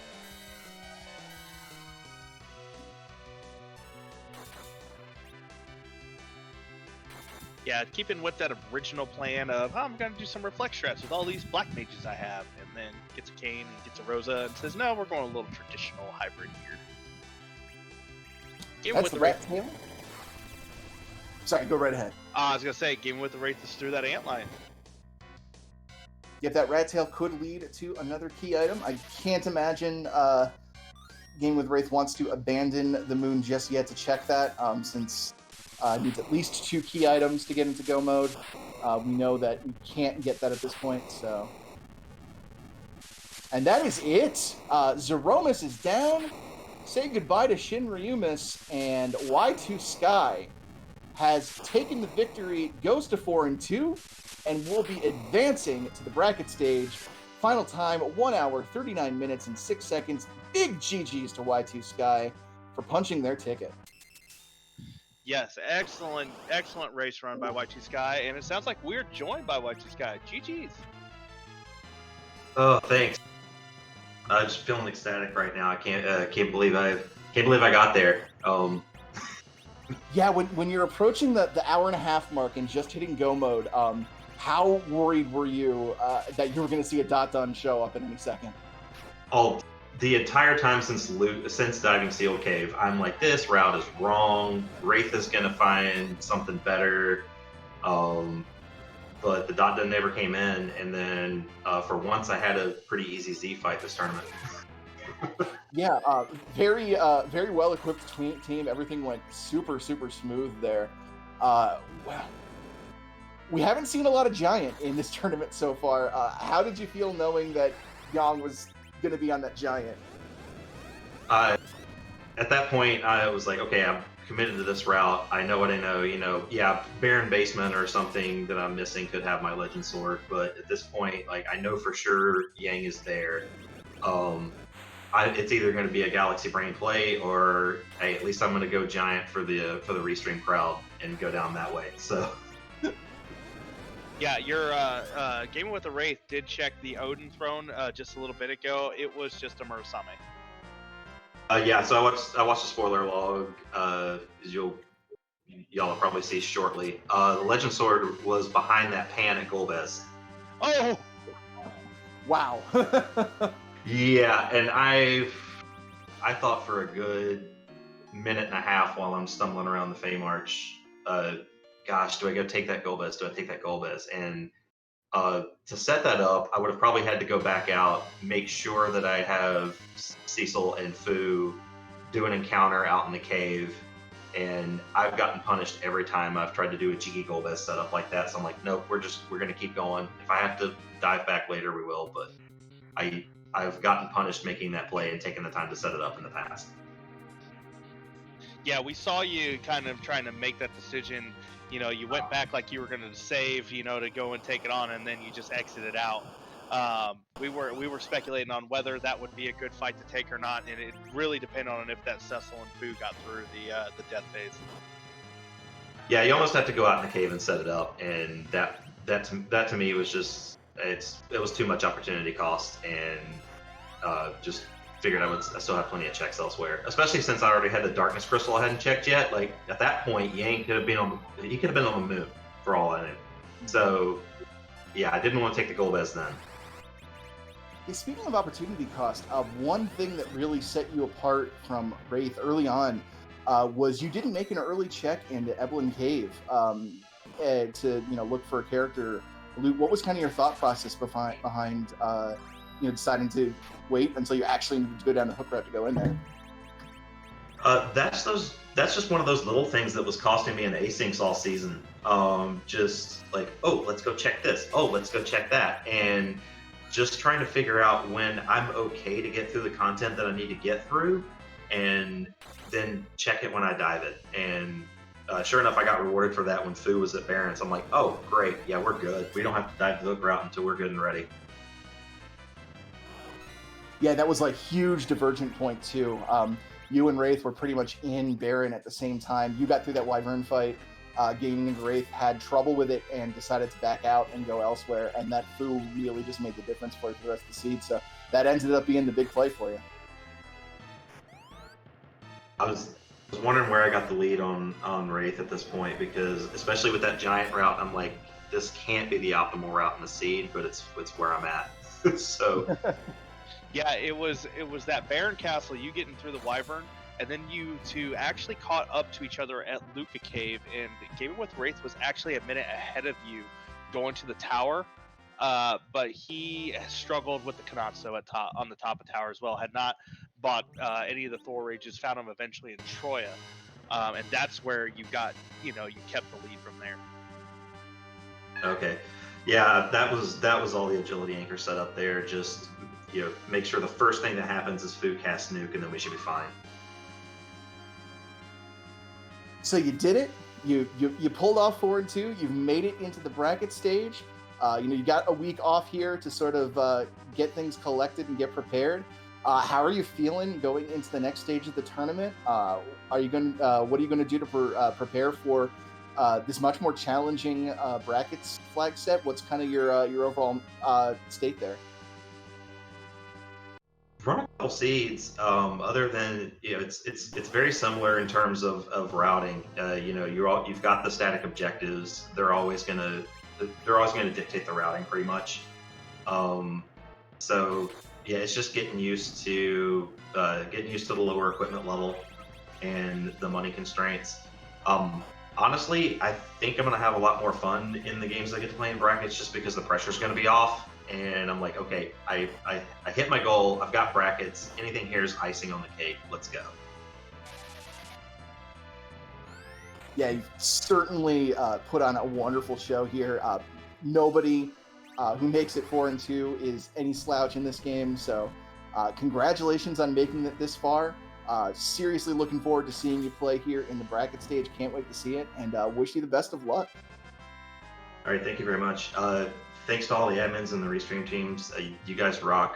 This tournament has been the most fun I've had in any speed running at all. So, yeah, absolute blast. Appreciate everything. Thank you so much. Thank you, GG's, and well run. That was Y2Sky, our winner here tonight, going 4-2 in the Swiss rounds, and thus earning a berth into the bracket stage of the LaliHo League. So big GGs to them. Make sure you give them a follow here. Both of our runners are fantastic players. Would definitely appreciate the support. So check them out. And I typed the wrong command. Thank you, Oscar. So Gaming with the Wraith has been going through some of these bosses. We just saw the dolls at the Crystal Sword altar. That ended up being another Hanzo Steel Sword. It looks to be heading to the Murasame altar. Yeah, as we now know, there's nothing here. This moon is haunted. Everything is going to be on the blue planet. As we now know that Legend Sword is behind the pan, which is behind Golbez, which is no thank you. Yeah, I think Gaming with a Wraith probably gets done with this check. Probably heads back to the moon, in my opinion, and is going to take on that Kanatsu. Yeah, and we mentioned this earlier. You were the one who brought up just how dangerous that early darkness crystal is, because you get so tempted to make these moon plays, and there's just so much that's left over planet side that you can overlook. And in this case, as bold a play as going to the moon would be, it just completely does not pay off in this instance. Yeah, and Rando's going to rando with everything in this game, and you never know when something rude at Leviathan is going to have what you need. Indeed. At least Mylon Z here, not a difficult fight by any stretch of the imagination. Cecil makes very short work of that. And we are through the lunar subterranean. I believe that just leaves Cave Value. Yeah, and that Ogopogo. Yeah, that is that's not a fight anyone's looking forward to. Oh, resetting out of the spoon. I'm so sorry, Asuka.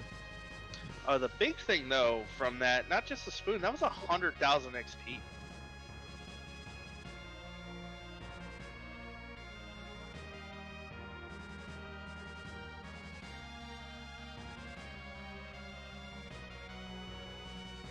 Not wanting anything to do with the Nope Rope heading back to the Earth. Let's see where he decides to go from here. Is he going to take on that Kanatsu or take a swing at that Golbez? I gotta think he goes back to Cagnazo here, feeling a lot more emboldened, and a lot more powerful team, a lot readier to take it on. I gotta think that Golbez is going to be a last resort. Turn it in the rat tail first, though. Don't hate the play. Got to see what all these key item checks are. Could be the pan. That might be worse than samurai arrows, honestly. I love gets you excited because it's like, oh, Earth. Oh, that's not a crystal icon. I love me a good Earth hammer. Don't get me wrong, but sitting edge, we're sitting this one out. Yeah, we at least we knew there wasn't going to be an edge because we got so much so many high tier katanas. So we knew he wasn't showing up, but our bearded buddy also sitting this one out as well. Making the play for Golbez. I like it. Huge, big play here. Let's see how he handles it. This is interesting because Gamer with the Wraith could just get his go mode by doing top of tower. Yeah, could just completely ignore the giant and take the harder route, but one that might have been quicker had the pieces fallen in a different way. I wonder if this is seeing the dot done is driving the decision to do Golbez before Kanatsu. Mm-hmm. Just let's go out on my terms, kind of thing.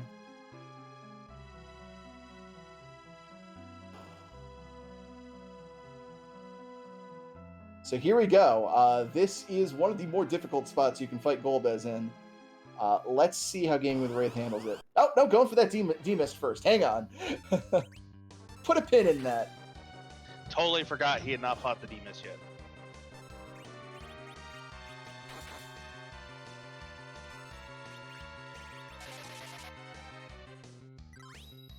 This shouldn't be too difficult here. Just might be a little sloggy. Like I said, this is an incredibly fast spot. D-Mist is going to be cycling through those 3 attacks and getting into its intangible form very quickly. And then you just got to kind of wait it out from there. Yeah, with 3 people who can cast Blink, you have a heavily armed Cecil. Even with the X-Scal, I think Gaming with the Wraith has this once Boo starts throwing the nukes. A little bit of an opportunity here to buff the team up.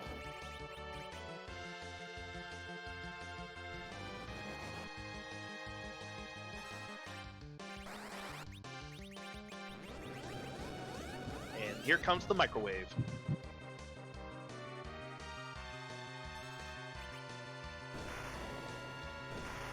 Make sure to rotate your dragon every 3 attacks for optimal heating. Sometimes you may have to flip it as well. Yeah, depending on your unit, check your microwave's instructions. Always do it on high. Never you're at a high defrost. altitude, then I think you do it at low. I don't know. I've never cooked in the mountains. I live in a flat part of the country. There's no mountains.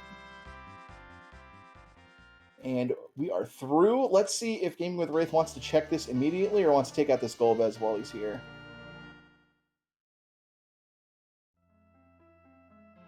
Unfortunately, we know the only thing that Demist is going to give is a Magma Key.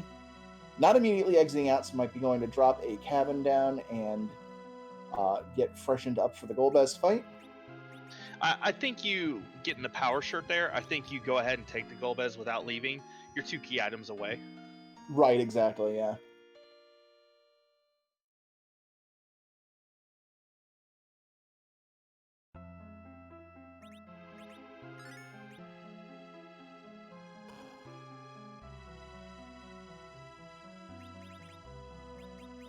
Let's see how he tackles this Golbez. There's a couple different ways you could do it.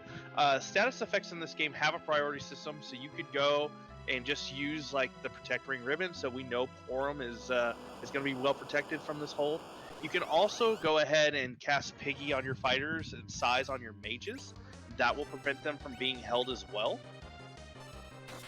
Yeah, and preventing that hold is really key because it gives you a lot of extra time here to put out Star Veils on your team, get Reflect set up so you can start countering Golbez's second phase. All he does is cast magic, so if you have Reflect up, you are pretty much safe from his attacks.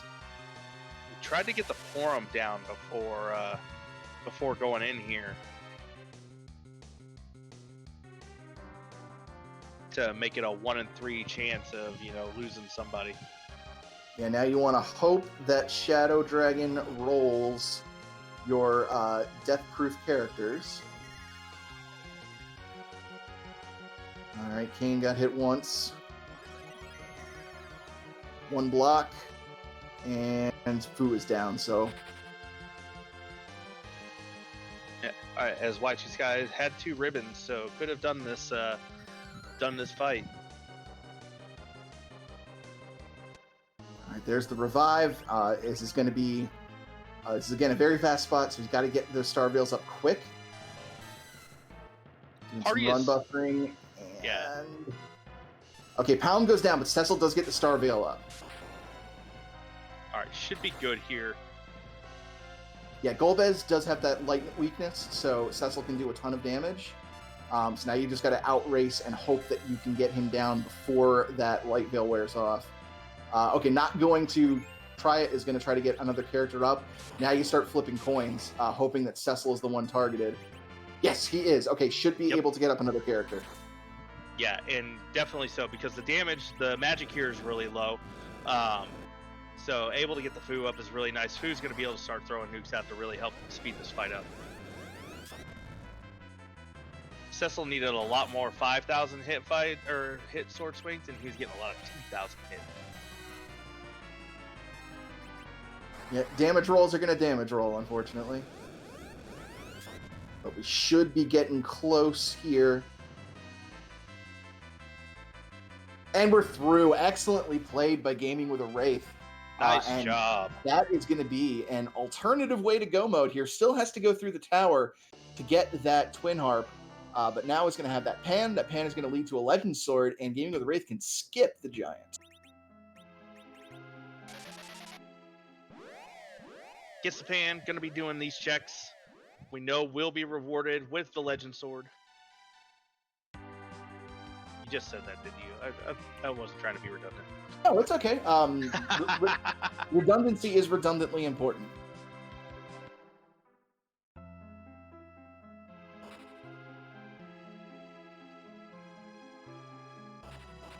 Hoping that these pan checks will pay out, so not worrying about that Kanatsu yet. So after this, what is left? He's gonna get the Legend Sword and the Magma Key. And I don't know what Sheila 2 has. I didn't remember from Y2Sky's spoiler log if it was anything. Can it be anything at this point? I don't know. It is definitely a weapon. Yeah. Or it's an item. We kind of know where everything is. Everything's kind of accounted for. Oh, Sheila 2 is a legend. Oh, okay. I thought it was the Yang Bong. Just have a second Excalibur here. Wrong legend sword. It's a time loop. This Had to isn't get Final the Fantasy 1. Had to get the Excalibur before you could get the Legend Sword to forge the Excalibur. Yeah, and then the Excalibur sends Golbez back, sends Garland back in time to send the Fiends back in time to send Garland back in time to send the Excalibur back in time to send Auska to mute us.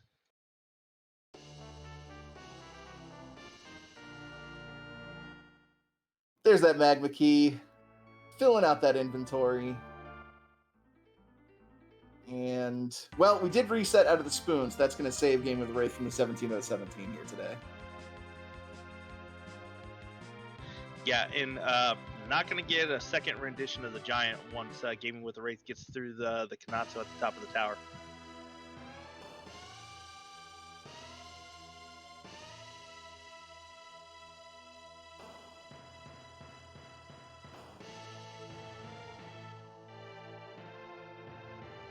And here we talk to Sheila and get very much the goods here. There's the Legend Sword. Everything you've been searching for and more. So once we turn that in, that is going to be a third Excalibur for Gaming with the Wraith. Unfortunately, only one Cecil this seed. Will give us a look at the Coco Shop. That's very true. Coco Shop could always have some great things. We are very well kitted out, but maybe a couple Zeus gauntlets wouldn't hurt. I certainly wouldn't turn my nose up at them. Like, white robes for Rosa. Wait, I don't. Tier 7 can't be in there.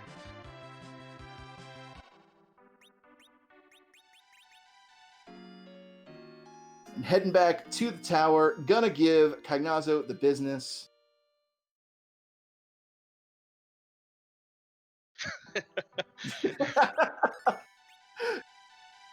I want like a bumper sticker for the Enterprise that says my other car has a drill or something like that.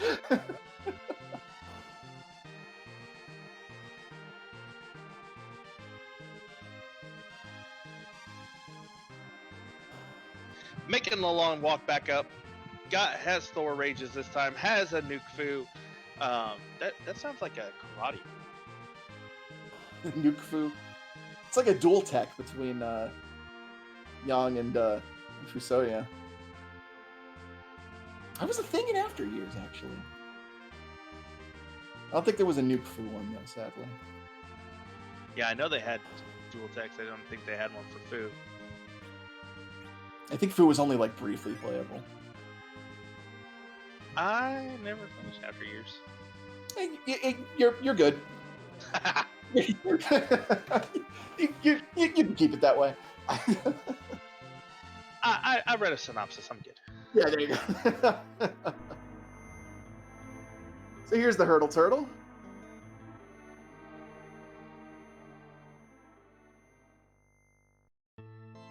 Theodore's catchphrase. Yes, you're not wrong.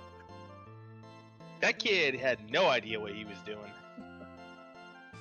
He ended more sentences with a question mark than Solid Snake, and that is an impressive feat. That is impressive. Did have a nice scarf though. Oh, beautiful scarf. So yeah, I'm going to front load a ton of damage here. It's going to mitigate that wave damage. And also, the higher HP totals we had last time should make this much, much, much more damage. Yeah, even the last time, I think this wave hit for 800, so would be able to get through it. Food just needs a nuke and should be good night turtle.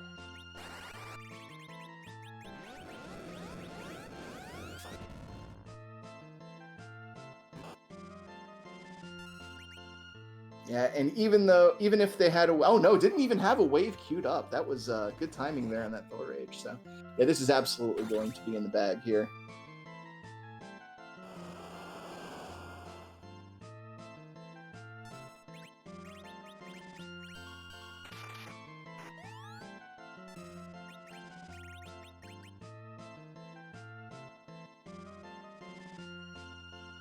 Yeah, Kane's jumping. Fu is nuking. All is right in the world. And there's a Berserk on Cecil for good measure. Oh, does Cecil have some sort of status prevention on?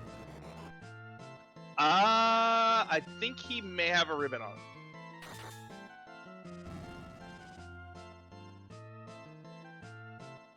And then down goes the turtle. Kane's just going to hang out up in space. Catch up to him later. Casual. There's the Twin Harp. Casual 50,000 XP. So that is go mode for Gaming with a Wraith. Just has to go turn in the Legend Sword and Adamant for the Excalibur, and then go give us some music. And they have the pass, so they'll just be able to go right from Troya to Zeromus and finish off this seed. And well done for Gaming with the Wraith hanging in on this one. This was this was a tough one, you know, with a lot of the early game bosses and some of the setbacks that he had to deal with, and sticking it out and gonna finish the seed out, holding his head up high. The 3-3 record in the Swiss is not something to scoff at. Yeah, not at all. The competition has just been absolutely brutal this entire round. We have just had so many phenomenal players, both from the past and new faces that have come up that have put a ton of work into this game. Coming out with an even split with this kind of competition is fantastic. That is not a record to be disappointed in at all.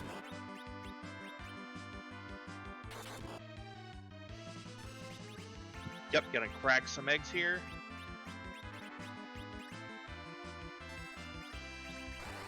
Yeah, this is the airship you want to keep the mileage low on.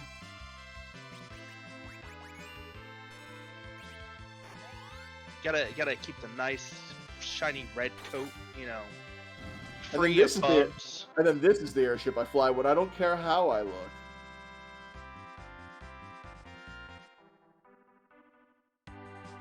There's Cure 4 for Porum.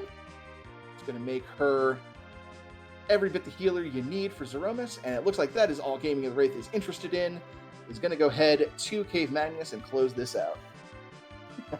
This a whale. Both of my twins are honor students.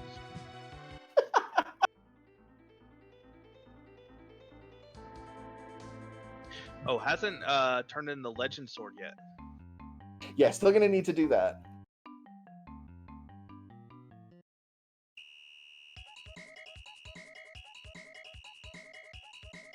Oh, gonna be popping into this cave, gonna be listening to Orange theme again, fighting with the Doctor. Should make a very short work of Doctor dialogue with this Cecil and Kane.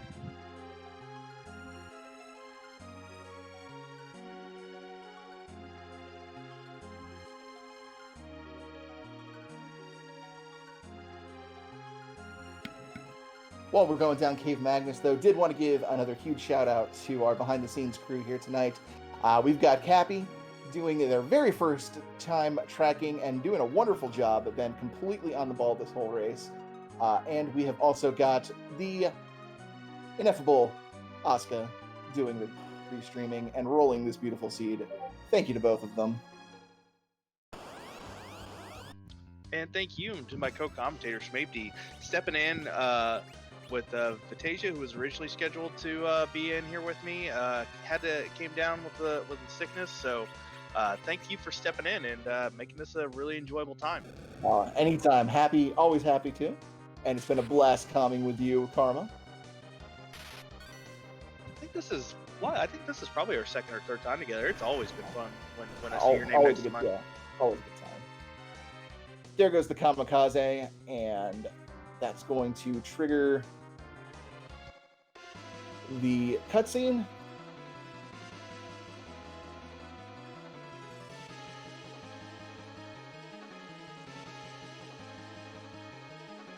And I'm going to shut up for a little bit so we can get a little reprise.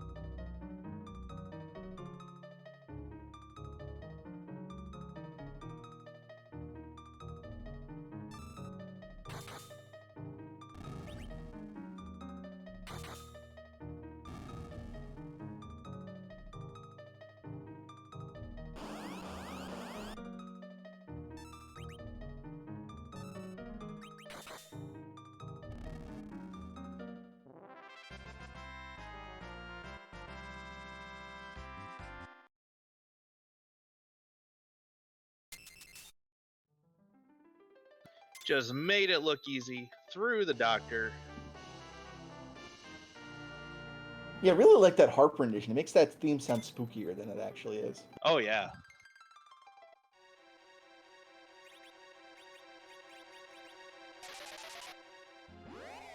Objective 1 done for Gaming with Wraith. Just has to turn in the Legend Sword. Now here's the part, because we know Gaming with the Wraith was underground already. I'm really hoping that they remember they actually need to go forge the sword. Because if we get to Zeromus and we get an inventory fumble, that would just be heartbreaking. Okay, yeah, taking off, so good.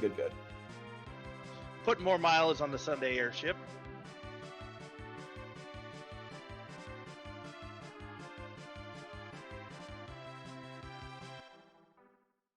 And I hope we get a peek at Kokel's shop here, because always exciting to see what's for sale there. Yeah, like you said, some Zeus Gauntlets would really go well with this team. Just going to speed that fight up a little bit more. It's going to be extra couple hundred damage to swing, but that really adds up when you have that long of a fight.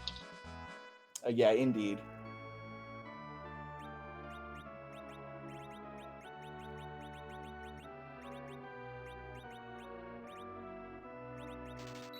Yeah, time to sell those katanas.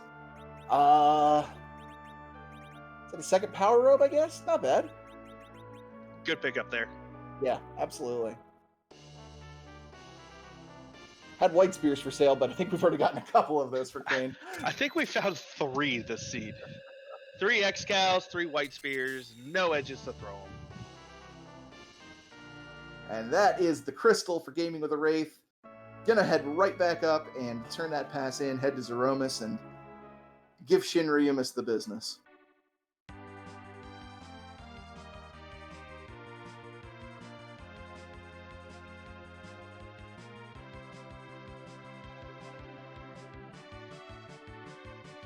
Hopefully when Shinryumus pops up, not as spooky as if you were opening a treasure chest, but should be able to take care of it with this party pretty easily.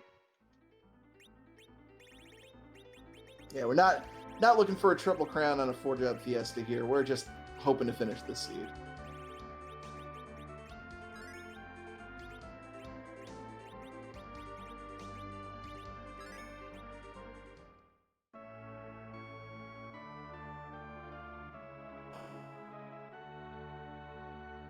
Getting the team set up. Pass in hand.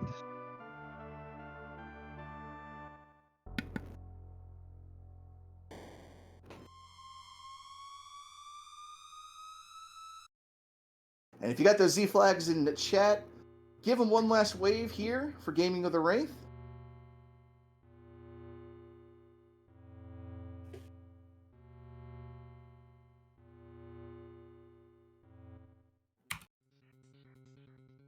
As they go into their last Zeromus fight of the tournament.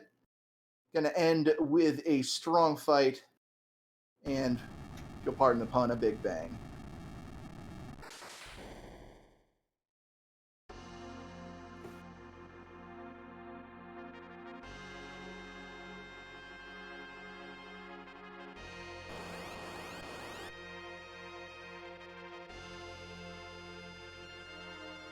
Let's get Gaming with a Wraith through this one shot.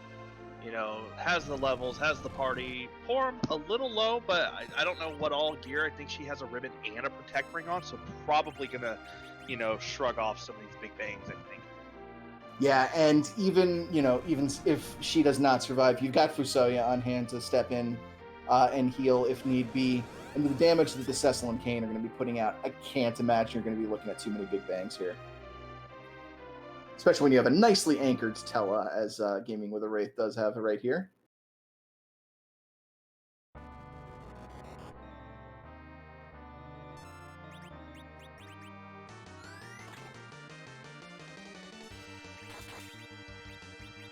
Here we go, crystals out. Bacchus' wine is being drunk. Drink. Ooh, a little bit of an early swing there for Cecil.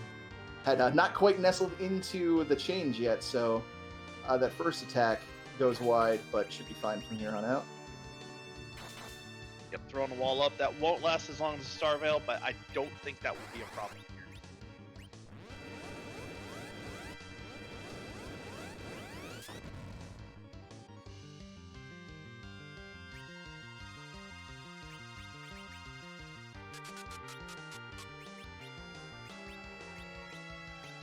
And then there's the Silk Web that is going to result in a counter nuke. It's going to nerf Zeromus's magic attack until after the Big Bang. And it is also going to get his speed even more manageable with 2 stacks of the slow debuff. Ooh, Porum took a nuke. Yeah, it's unfortunate because it means you're not going to be able to rely on her for healing. Actually, Tella might be throwing a life down on Porum. Actually getting some use of Tella before he goes down. If he can get that cast off, it is kind of it's a decent cast time though.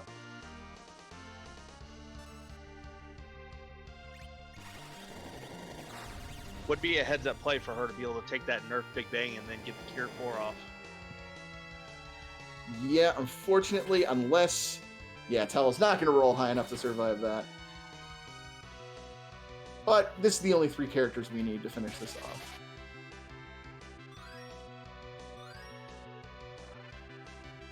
We get the added benefit here of, since he's only targeting 3 characters, might even be able to downrank those cures to Cure 3 on Fusoya and save some MP. Yeah, absolutely, and we'll, do less of a heal on the Zeromus because you have the Cecil. Does have 5 Cure 3s in the bag, so should be able to keep Cecil up and tip-top condition.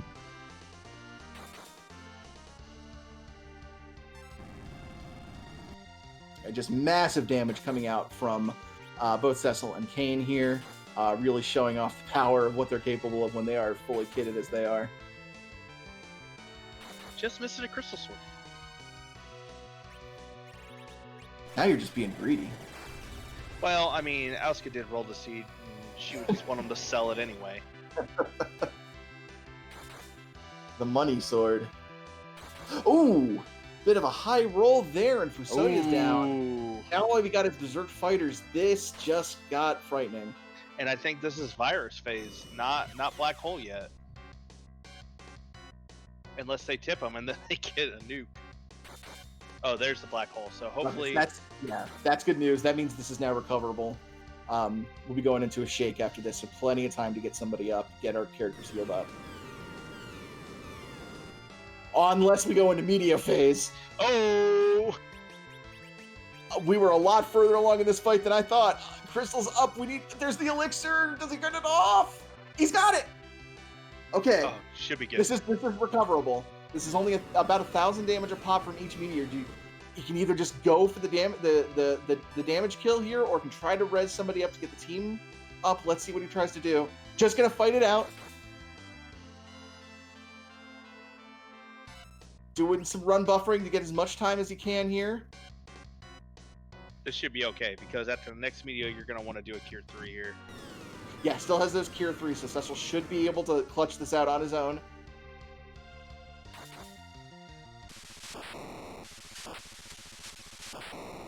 And there's the flash, and Cecil does it. GG's. Gaming with a Wraith.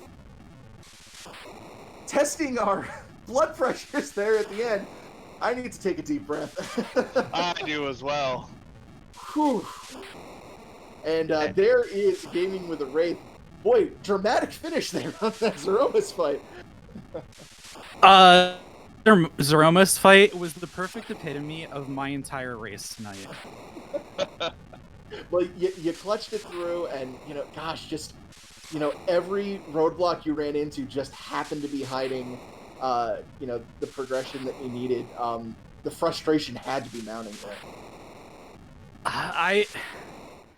If, that race is dramatically different if I didn't leave the Wyvern. Like, the whole path, wipe everything that I did, completely throw it all out. It's a completely different path if I just went back and did the Wyvern. Mm-hmm. But I wasn't sure if I was going to get the wall off on even Battle Speed 6 because of how fast he got it the first time. So I'm like, I'm just gonna stick my hands up and walk away. And of course, that was basically the seed entirely. So yeah, I mean, it is not a call that I would fault you in any circumstance whatsoever. I mean, the last thing you want to do is just keep bashing your head against a fight like that. I know I've done that several times. Like I know I can get this. I know I can get this. I know I can get this. And disengaging like that absolutely was a disciplined call. It just unfortunately randoed hard on you tonight. That's the summary of it. It was just I got randoed, so it's GG to Sky. They won. I mean they did very well. I just, like I said, one decision opened an entirely different rabbit hole that I didn't want to hop into. So yeah. But you were until that point, you and Sky were neck and neck. How are you feeling about how low powered that opening was? I was all right with it, honestly. I mean, the fact that I had the black sword on Cecil and there was one dancing dagger that I had, I was at that point, I'm just like, I'm good. I can do this. Unless there's just a poo-poo boss in the way somewhere, like that's the only thing that really blocks me out there. But I was like, no, this is fine. And then the bosses on Ordeals weren't that bad, so I was like, oh, okay, this is definitely fine. Yeah, one of the nice things, divergences you had early was that early play into Evelyn Cave that Sky didn't pull, and you pulled a dancing dagger out of that, pulled a Stardust Rod out of that. So you had a huge equipment advantage on him early on. So that was really working out in your favor. Yeah, I didn't get much use out of that Stardust Rod though. So not until I gave it to Fu because of the stupid play I did, accidentally leaving my Leviathan on Rydia in the box because I just went like I normally would, take all, exit, boop, done. Okay, and it's like as soon as I hit exit, I'm like, it still says Leviathan. I just threw it. Oh no! Oh. I didn't even notice that. Oh, that's heartbreaking. Yeah. That was like I said. The start of it was the Baron, and then it just completely just went to shambles after that. So yeah. So watching this back though, if you were to go back and watch it, you actually were a minute ahead of Y2Sky going up the tower. How are you feeling with that Kanatsu there? We know you had to walk that one out, and it ended up being the Twin Harp, unfortunately. Can you walk us through your thoughts on that? You took it a couple of times. So I don't know if I would have changed it to Battle Speed 3. I'm not sure it would have made a difference because of only having the one Zeus Rage and just Tella to do lit 1 to stop it, and I really didn't have damage at that point. And that's a perfect example of what I mean when I said if I had Fu, that's a completely different fight. He would have been dead in 2 turns. I wouldn't even have Zeus Raged, most likely. I would have just berserked Cecil in the second slot, had Fu nuke it, and everybody would have lived. Yeah, and at that point, even if you hadn't done the Golbez, you do the Twin Harp, the Giant had Yang, and that was where Y2Sky ended up going because getting the package. Check that. That ended up being a Palom. So your path would have been the same through that loop of going to Earth, seeing Yang wasn't there, and would you have decided to go Giant then, or would you have went hunting for the Legend Sword? Do you feel like?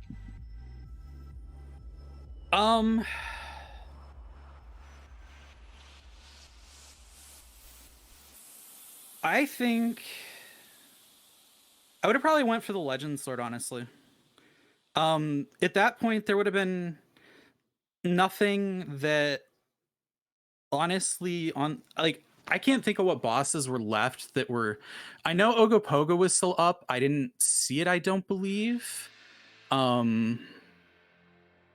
know that he was waiting in Cape Bahamut, actually. Oh, was he? Oh, well, I'm glad I missed him.